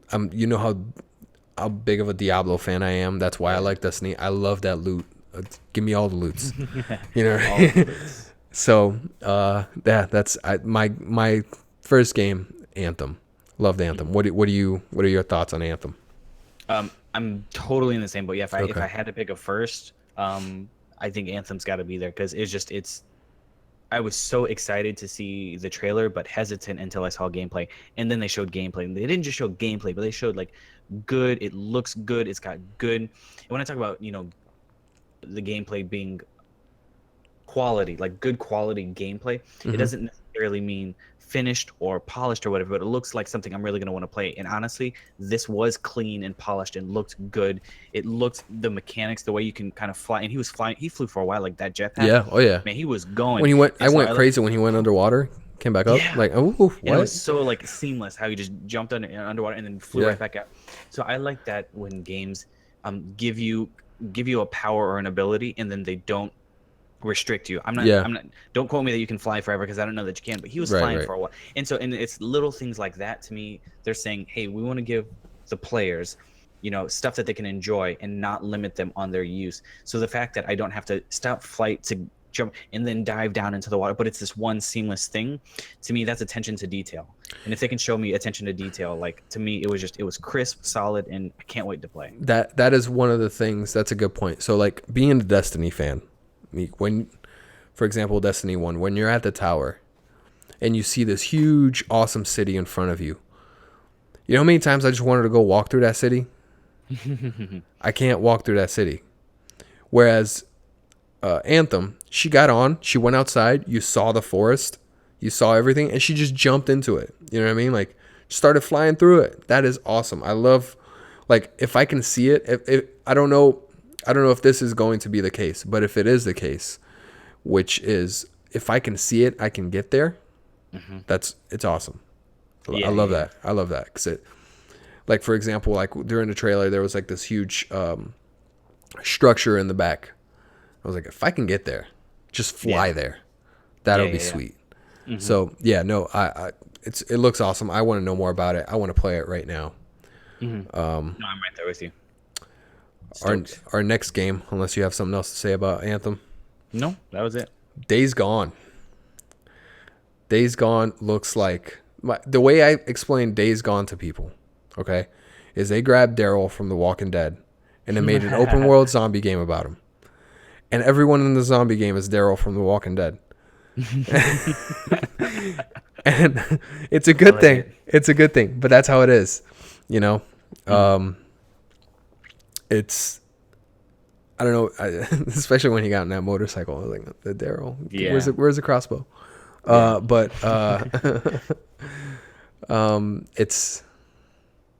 it looks really fun. It looks like a survival open world zombie. Like, they don't call it zombies either. They call it freakers, reapers, something. They call it different. I don't know what it is, but it looks great. All these games, obviously, I just keep saying they look great. We are liking them because they're on their list. So we're just gonna keep going through, and we're not gonna spend too much time. Days Gone. What do you have to say about it? I'm very excited for the game. I think actually got more hyped. So this didn't lower my hype at all, but I think their previous trailer where he's like he turns around and there's like this horde of zombies or whatever there from like previous their E3. From last year. I think if this gameplay and this trailer didn't get you excited, go back and watch that because to me that was what initially got me super interested in. And I'm not like the biggest zombie fan. I actually didn't watch a lot of Walking Dead, but seeing this, I'm excited to give it a shot. Yeah, and that's a good point that you bring. It's so you see that herd of zombies on both trailers, but they show you different aspects of interacting with them. So you can get chased by them and you can just mow them down like the first trailer, or you can use them to your advantage, like blow up a wall in this trailer and just have them swarm your enemies instead of you. Like it's a very good. That's what I like about it, the open worldness of it. The next game on the list was Last Night. The art style in this game is just up my alley. It's the reason games with a unique art style I like a lot. This is the reason I got into Bastion in the first place. And then it's the art style of that game was what got me into it, and then the gameplay and the audio and the narration of it kept me there. It's an experience. Yeah. The Last Night gives me the same feeling of when I saw Bastion, of like that art style. I was like, I want to play it. I want to see what this game's about, and I like that, and that's why it's on the list for me. Yeah. No, absolutely. Is it on your list? Okay. Yeah, it absolutely is. Yeah, and I don't remember if I mentioned it earlier when we talked about it at the conference level, but yeah, it's just it's to me. I know that I said this earlier. Is that when a developer specifically goes a direction with the art style and or with the audio, that's part of that presentation, and what you're presenting. To me, is a window into the developer's passion for the project. And when you've got something like this where clearly they took the extra effort to make it look and feel like that, You know, I'm actually looking through the trailer now, and you know, there's a part where you've got droplets of water on the camera. Yes. So 3D regular, so it's not pixelated, so it's 3D water droplets. But then you're looking into, it's just such an Yeah, that is incredibly cool experience. unique. Yeah, super, super. So I am for that reason alone. Now I guess the question is, do they put it? Is that a $60 game? I don't No, know. no, no, no, no, You know no. what I mean? That would be. But if this is like a $20 game or Well, $25, whatever, I would probably put. I think at $30 oh or yeah. less, I would pull the trigger on it. I'd Yeah, go me ahead and buy too. it because to me that looks really, really, really fun, very Yeah. memorable. I don't think it looks indie, and I don't think indie games should be $60 unless, you know, they give you the full package. They give you multiplayer, they give you single Sure. player, they give you the whole thing. If it depends on the scope of the game. I've just seen the art style, so I can't really speak as to what I think the Sure, pricing sure, sure. should be. Shout out to indie devs though. Dude, Any yes. indie Yes. devs watching like realistic. I think in the past few years, the fact that indie developers have become this like powerhouse that they have speaks to one, the people, you know, Unity 3D and Unreal Engine, like them giving tools to indie Yeah. developers. But two, like the people who are passionate about games and then kind of take that to the next level and start developing games. Like that's awesome stuff. And I Yeah. think we've seen a lot more creativity come to the scene because of indie developers. So. Yep. Yeah, props to them. Shout out to all Props my to indies us. out there. Props to us for working on our you know. But No, no, seriously. No, it's- no shameless plugs here. This is Yeah, none. separation. None at all. Check the description. No, no, no. The next game, Sea of Thieves. Sea of Thieves. Dude, Not excited at all. Looks terrible. Oh man, I am so excited. No, I'm I, thi- stoked. I think so. See, it's hard. It's hard to pick my top 3 games, but Sea of Thieves would be there. Sea of Thieves would definitely be there for me. I want to just give me a beta, man. Just give me I signed up for it a while ago. Why can't they call me? Just give me. just, they gave me the wrong number. You know, I can't. I'm trying to reach Lost them. in the mail. Yeah.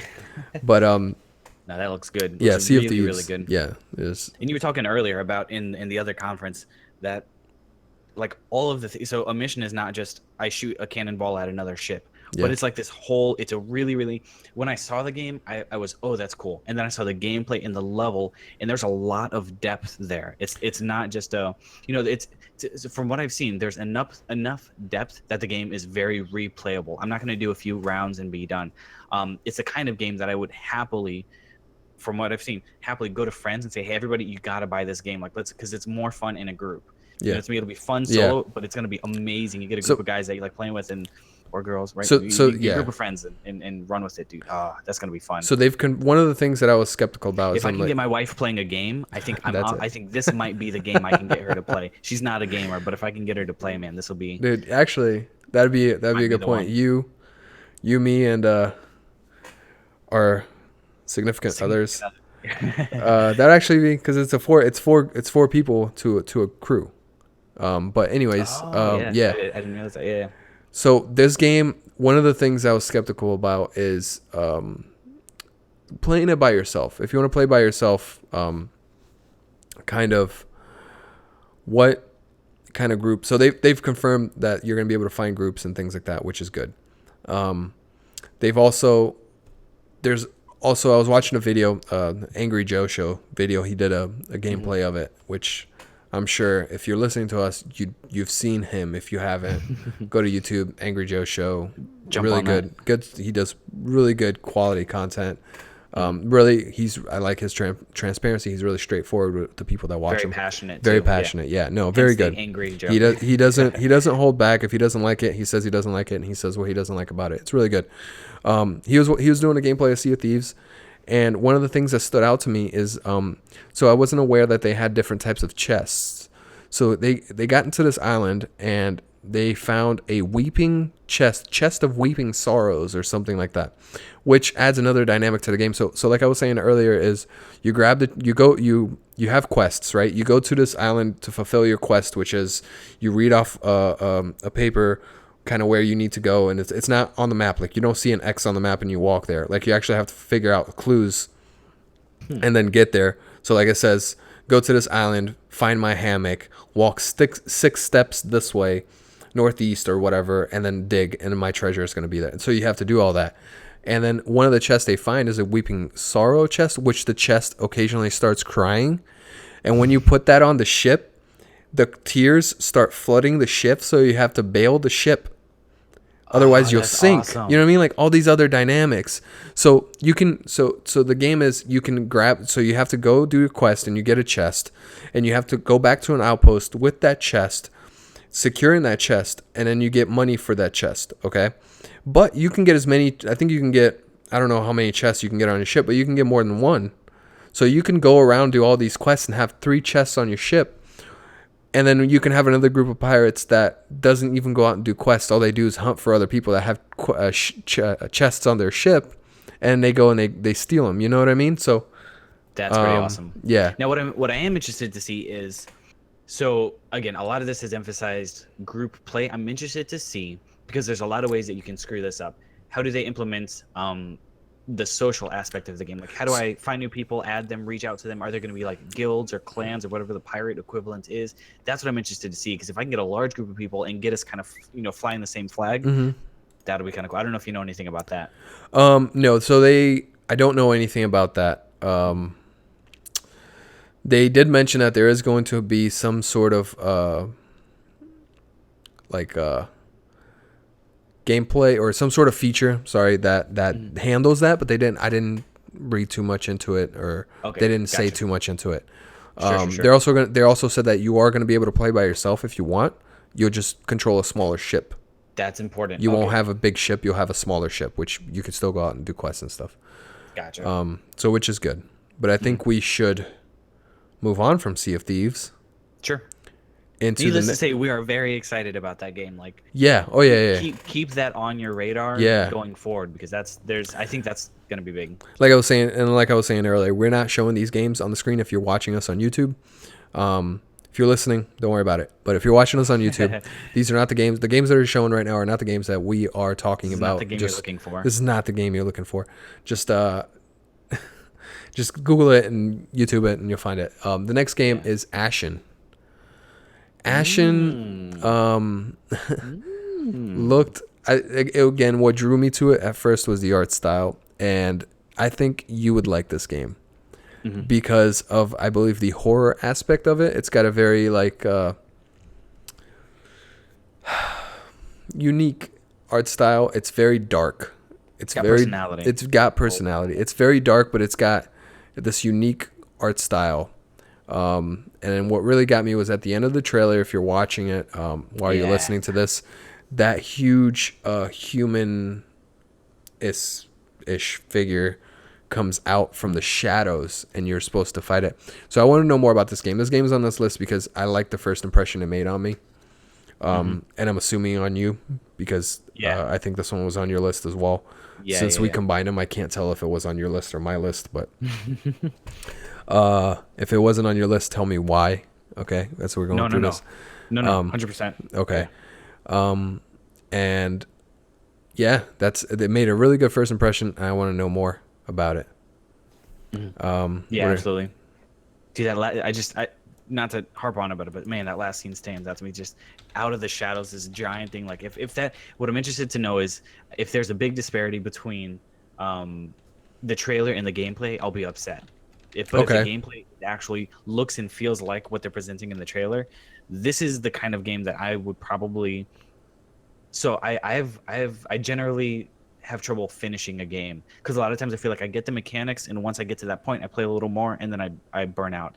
But this looks kind of the game. It's almost got a Dark Souls kind of vibe to it. From what I can see in the trailer, it's got like a different art style, but a Dark Souls vibe in like difficulty and stuff, jumping out and just killing you. Like in maybe for some people that's you don't like that, but for me, like if that's a challenging kind of horror, like what's in the dark kind of a game, I'm all for it. I'm stoked. I really want to see more about it.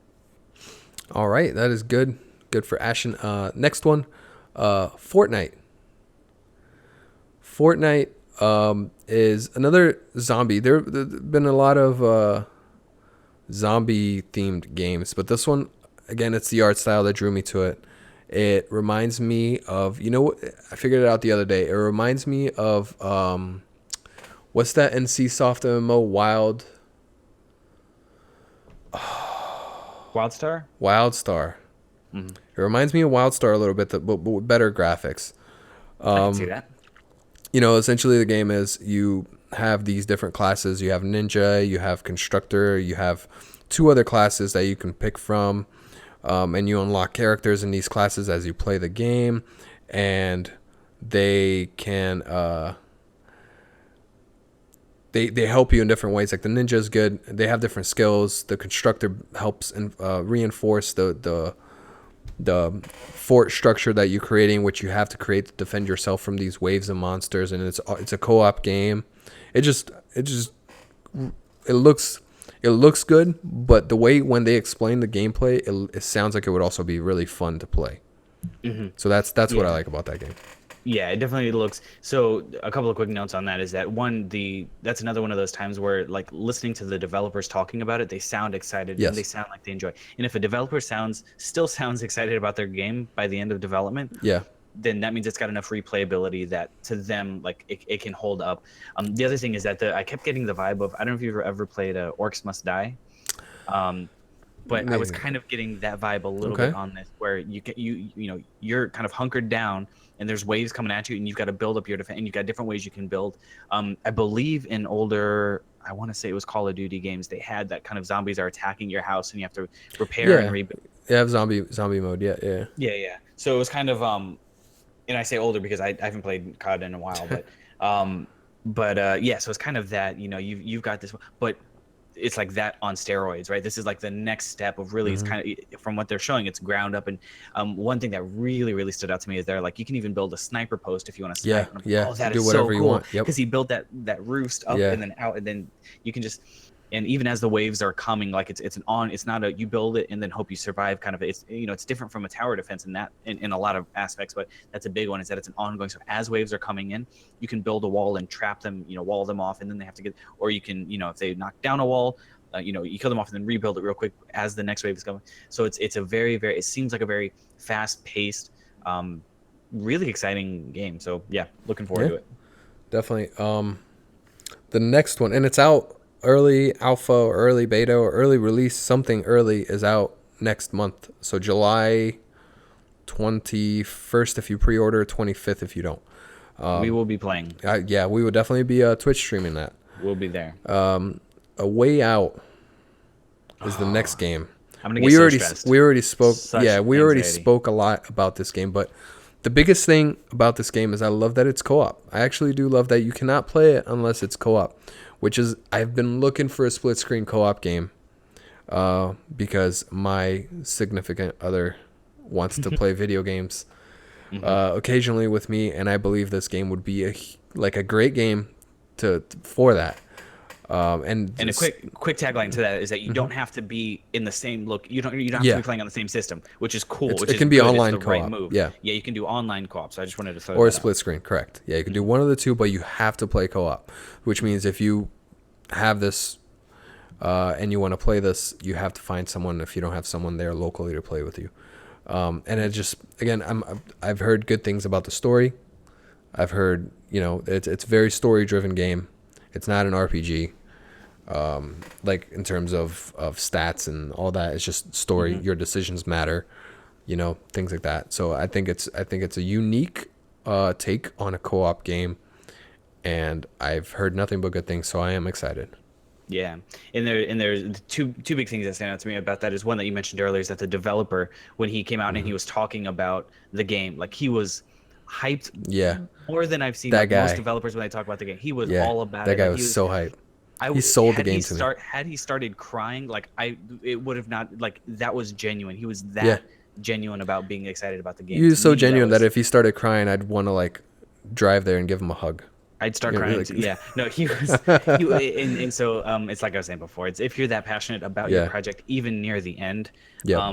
you know, it's about the experience. And again, it's from the developers who made Brothers. If you've ever played Brothers, it is a very good game. It's a co-op. You control each character with one analog stick, so you have to do them both, and you have to coordinate your tasks. So it's a really interesting mechanic, and I think that's one thing that they that studio has focused on and really kind of made their trademark is delivering a unique experience that challenges you, but in a good way. So I really like that. And in my mind, I've kind of got this game flagged as a mix between like the TV series Prison Break, Okay. right? Yeah. And then The Last of Us, in that it's Okay. kind of a Yeah. survival, like I very can see that. story, very motion, very. It's not about stats and mechanics, like you said. It's not about leveling up and how do I grind to get to the next. It's very like in the moment, solve this problem or you don't make it. Right. And so I see that blend. So I know that I'm gonna have blood pressure issues playing this game, but I'm gonna love it.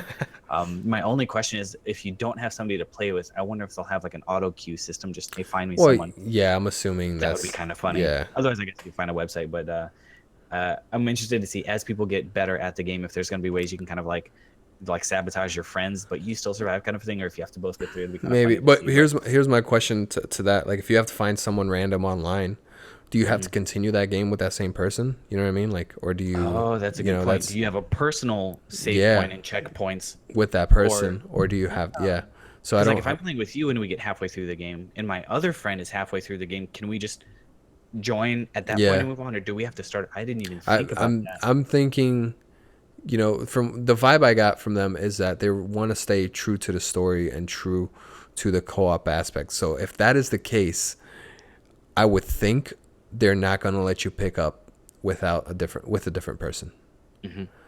Which means the online play might be just with people on your friends list instead of a Gotcha. search. This is me just speculating. It's not, no way have I heard this or it's confirmed at all. There's just Sure. from the Something vibe to I look got, out that's for. what I would guess. Sure. The next game is Spider-Man. Spider-Man just, dude, This one I open wanna world. see you- I'm not excited, but I think you were more excited about this than I was. I wasn't that excited until I saw the actual gameplay of open world Spider-Man game. Like, imagine the possibilities of like you have quests and dynamic quests just pop up and someone's getting mugged next to you, your spidey senses are tingling and you just you know what I mean? Like, dude, in real life or in the game? 'Cause both. my Spidey. My spidey senses were tingling when I was watching that trailer. It was just I don't know, man. So my concern with that. I don't have a complaint about what they did. I have a concern about the game Okay. in that there's games like that where I feel like due to whatever restrictions, the number of things you can do are kind of limited, and so to me the gameplay gets repetitive. To put an example to that, when I played Batman Arkham Origins, okay. or really any of the Batman games, it's really, for me, it's really, really, really fun for the first couple hours because you're learning new stuff, you get new abilities, you get new, but then you get to a point where kind of combat's a little repetitive because you've got the same number of moves, and I think the Batman series did an amazing job of making combat very fluid and very almost like watching a movie. Like he flows from punch to punch so it was cool, but I got burnt out. And Batman and Spider-Man, I think as games, not as characters, I don't want to start that issue, but as games, if it's a similar experience to the Batman games, I'm going to enjoy it for a few hours, and then I'm going to start to get, okay, fight scenes are repetitive, go save this person, repetitive, and then I'm going to get a little burnt out, I think. So that's my concern. I do like it. I like that it's a new Spider-Man game. I had Spider-Man 2 for PlayStation 2 and loved it, and it was really fun. It was one of the few games I've actually beaten start to finish. But I'm hesitant about this one. I'm worried, but excited to see them to prove me wrong. Yeah, Okay, yeah. gotcha. Excited to see more. That's good. That's a good way to look at it. I do want to know more, but so far everything I've seen is great, and I'm excited. The next game, Dauntless. Dauntless. Dauntless is very early in development. They are actually just doing, I believe in August, they are starting their Founders Alpha, which means if you buy which I didn't like this, but if you buy a $80 Founders version thing on their website, you get access to the Founders Alpha, which is just alpha that they're going to be doing, but you get to play. But I like the concept of a game. So the concept, it's essentially a co-op or MMO, I guess if you want to call it, but it's not. It's you go out with your group, and you have to hunt these beasts, these massive beasts, that are difficult to fight, So it's essentially an adventure to get to this beast, and then you have to slay this beast with, I believe, 3 other people. They might change it because it's very early on, but believe right now it's 3. It's a group of 4. Yeah. And you have classes, and you get these beasts, and you get items from them, and you come back to the town, and you can forge weapons. So it's essentially just a co-op, very very nice graphics, very good art style, very good. Also reminds me of WildStar with better graphics. Very good. The gameplay seems solid. It's very early on, so I'm not saying it's going to be good at all. I'm just saying everything I've seen so far has my interest. Yeah, absolutely. So Yeah, in looking at it, I definitely I think one of the things that I like most about it is that they do emphasize team gameplay. I mean, there's a good bit of footage where it's single player, so I think you'll be fine to go out and run solo. You don't have to, but when a game emphasizes stuff like that, it makes me think of like the Marvel Ultimate Alliance games, where it's like when you play together, it really has some fun mechanics, and you can kind of, for me, I'm big into the team building and okay, get this comp and this comp, and then player skill levels, and then okay, now we've got a good, we can go ahead and take on this next big thing. We can run this dungeon. For me, I'm big into that, and so I think I'm excited. I'm very excited for this for that reason. Is that if they get the group play right, then I think it could be really fun. It reminds me of Gauntlet as well, kind of that Gauntlet style game where a few people jump into almost an instance kind of thing, but you jump in, you group up, and then you go. Is very different from kind of a traditional MMO standpoint, but I like it. I like that there's that emphasis on group up and go slay big stuff together. I like it. I'm excited for it, but kind of like you're saying, it's too early to be definitive on it. But right. Everything that we've seen looks good, so definitely keep tabs on it. Yep. The next game on our list is Destiny 2. Gotta be excited about that, man. Dude, Destiny 1 was great. I loved, a huge Destiny fan. I had pretty much, I didn't have best gear, all characters, but I had a Titan, I had a Hunter, and I had a Warlock max level with pretty decent gear. My Hunter was my main. But it was great, and it sounds like they fixed everything that was wrong with Destiny 1. The story, they made it better. Sounds like they make it better. The not going out to orbit, they made that better. The finding people to raid with, they made that better. They added clans. They fixed everything that was wrong. A lot of people were saying it's Destiny 1.5 because it's the same thing, but they just did it. But look, if they want to call it Destiny 2 and fix everything that was wrong with it, that's fine. That's what Assassin's Creed's been doing for years. But they're also, I think, another justification for the two. Not to interrupt, but to tag on to that, is that opening it up to PC. Yes, good point. Is a big thing because I don't have a PlayStation. I didn't play so as a non-Destiny 1 player, to me, that's not a 1.5. That is a 2. That is a 2. That's a good point. I couldn't play before, and now I can. Great to point. me, that's a big deal. I'm very, as somebody who saw Destiny from a distance and almost bought a PlayStation just so that I could play with you guys. Well, you almost did. Like, I should have pushed you more. No, you pushed me. You and that game were the reason I ordered it. The fact that I can now play, assuming you get it for PC, which you don't, you did to me. Oh, well. Assuming you get it for PC Master Race, we'll go ahead. I'm excited for as a non-previous player. I'm really excited for it. Really that's one thing that's bugging me a little bit, and it doesn't speak to the game, so that's why Destiny's still on this list. But they are, I believe, releasing for consoles on September 6th, and then PC's only like October 24th. It's more than a month away, which I hate why they do that. Like I would. That's too much. Yeah, that's too much. I would probably wait to get it on the PC, but I wish I didn't have to. You know what I mean? Like you mean October? Yeah. You said August for PC release. That would have been earlier. Oh, I'm sorry. I'm sorry. It's October. Yeah. I said August. Okay. My apologies. Got my hopes up. No, it's September for consoles. October 24th for PC. If I said August, I apologize. The only thing I can think of is that maybe they want to just monitor like server strain, and so you release the consoles first, and then get that and give. But I think giving it a month to get settled is like you're saying. As a PC primary gamer, like I can't help but feel a little cheated. I don't think it's the server strain because they can easily just by the pre-orders guesstimate. Sure. What people are gonna buy, and then they can simulate server strain just without Yeah. actually opening the game. They can simulate all that stuff, but Yeah. I don't want a Pokemon Go repeat, right? right, Where the right, first right. month it's just literally unplayable. But they're not That was Bungie. bad. They're not Bungie. You know what I mean? Like, Yeah. but I just I think it has more to do with them wanting to get the PC right, since they haven't done a PC game in a long time, Mhm. and Battle.net. I think them having on Battle.net, I think Blizzard's like, hey, we need to jump through some hoops here, kind of like just make sure this, and this, and this are good, and you know what I mean? Like, I think that That's a might big be, point too. yeah. But Because yeah, for anybody who doesn't know, they are putting it in BattleNet, right? yep. Destiny 2 is going to be, you've got your HOTS and your Overwatch, and then right there's going to be Destiny 2. Destiny That's a 2, big deal. it's huge. That organically is going to add a lot of people. Huge.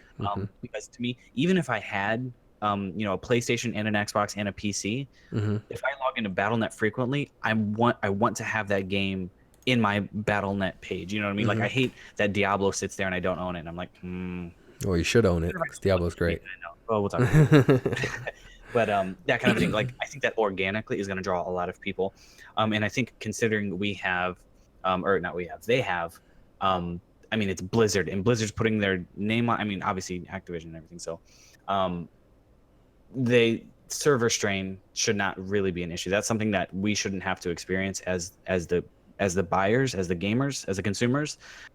They should have sorted out. So for me, as a PC primary gamer, meh. Feel a little miffed. Yeah. I have they get a month head start, quote unquote. Yeah. I feel you. Next game. But I'm excited. Still stoked. Yes. So. No, definitely. That doesn't speak to the game. It just speaks to something else. Skull and Bones is the next game. Yeah, I'm excited. I'm more excited than you, I think. Yes, you definitely are. I definitely want to see more. I want them to not charge me $60 for a game I don't believe is worth $60. If I can't get off the ship and I can't do any other pirate stuff, don't market this as a pirate game. Market this as a ship battle game. Yeah. So, yeah. Yeah, that's.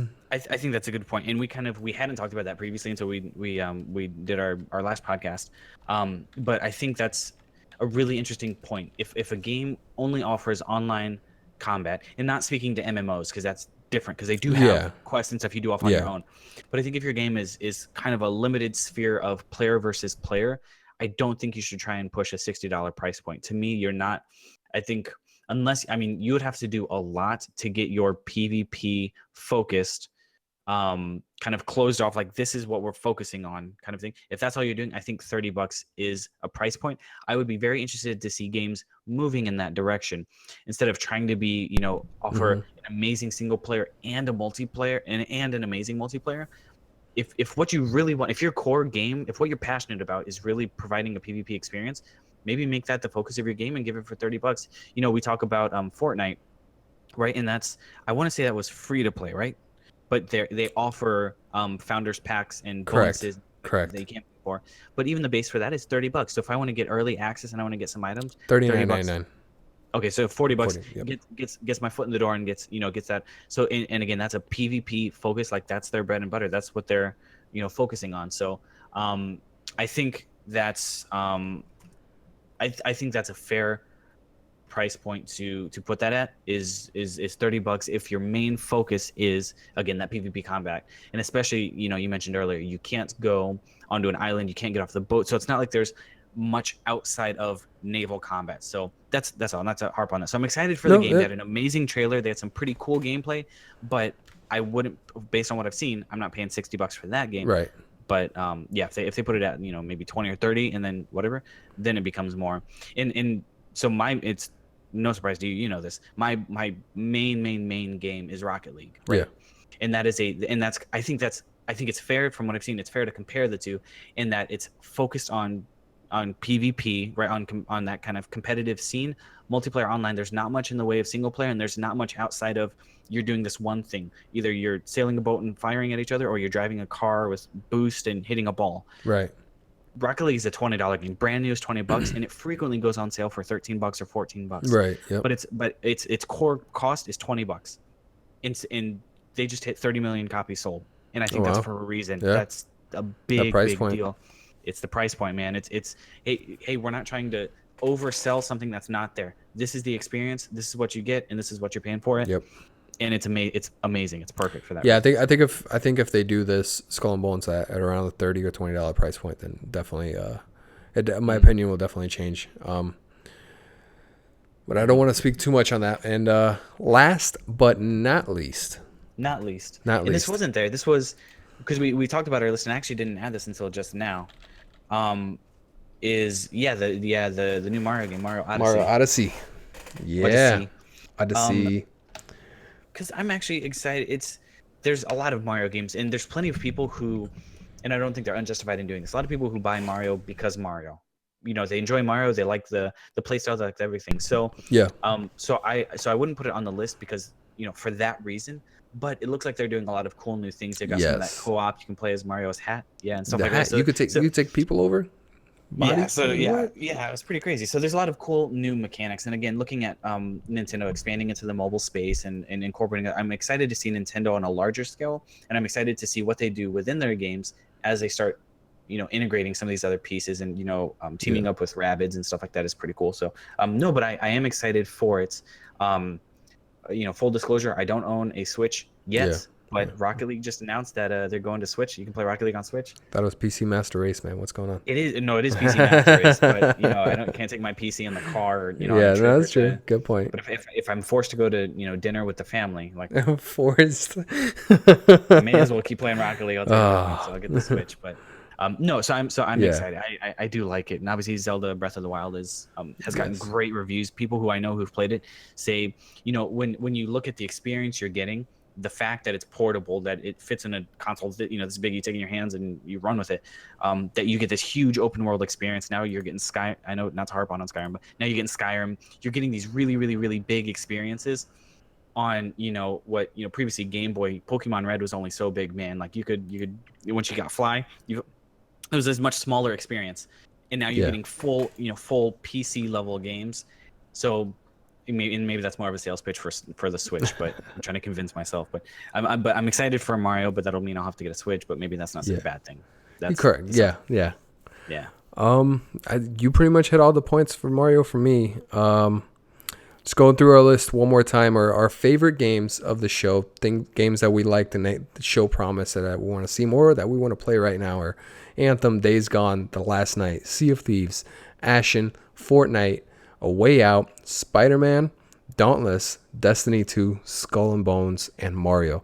It's a huge list. It's a pretty big list, but it was a lot of good games in the C3. Definitely. Now, if we missed any, if we missed any, let us know. Put it on the comments. We'll tell you why you were wrong. Just hit us up on Twitter, on the Twitters, and that's it. That's it for this episode of So Salty. I want to thank everybody for listening to us. If you're catching us on Headphones and Hoodies YouTube channel, thank you for watching. Don't forget to follow us on Twitter at H_hoodies and on twitch.tv H2 or /H2_games to watch us play some video games and live stream and chat with us live and all that good stuff. And until next time. Stay salty, my friend. Stay salty. Peace. So salty, so salty, so salty. All you do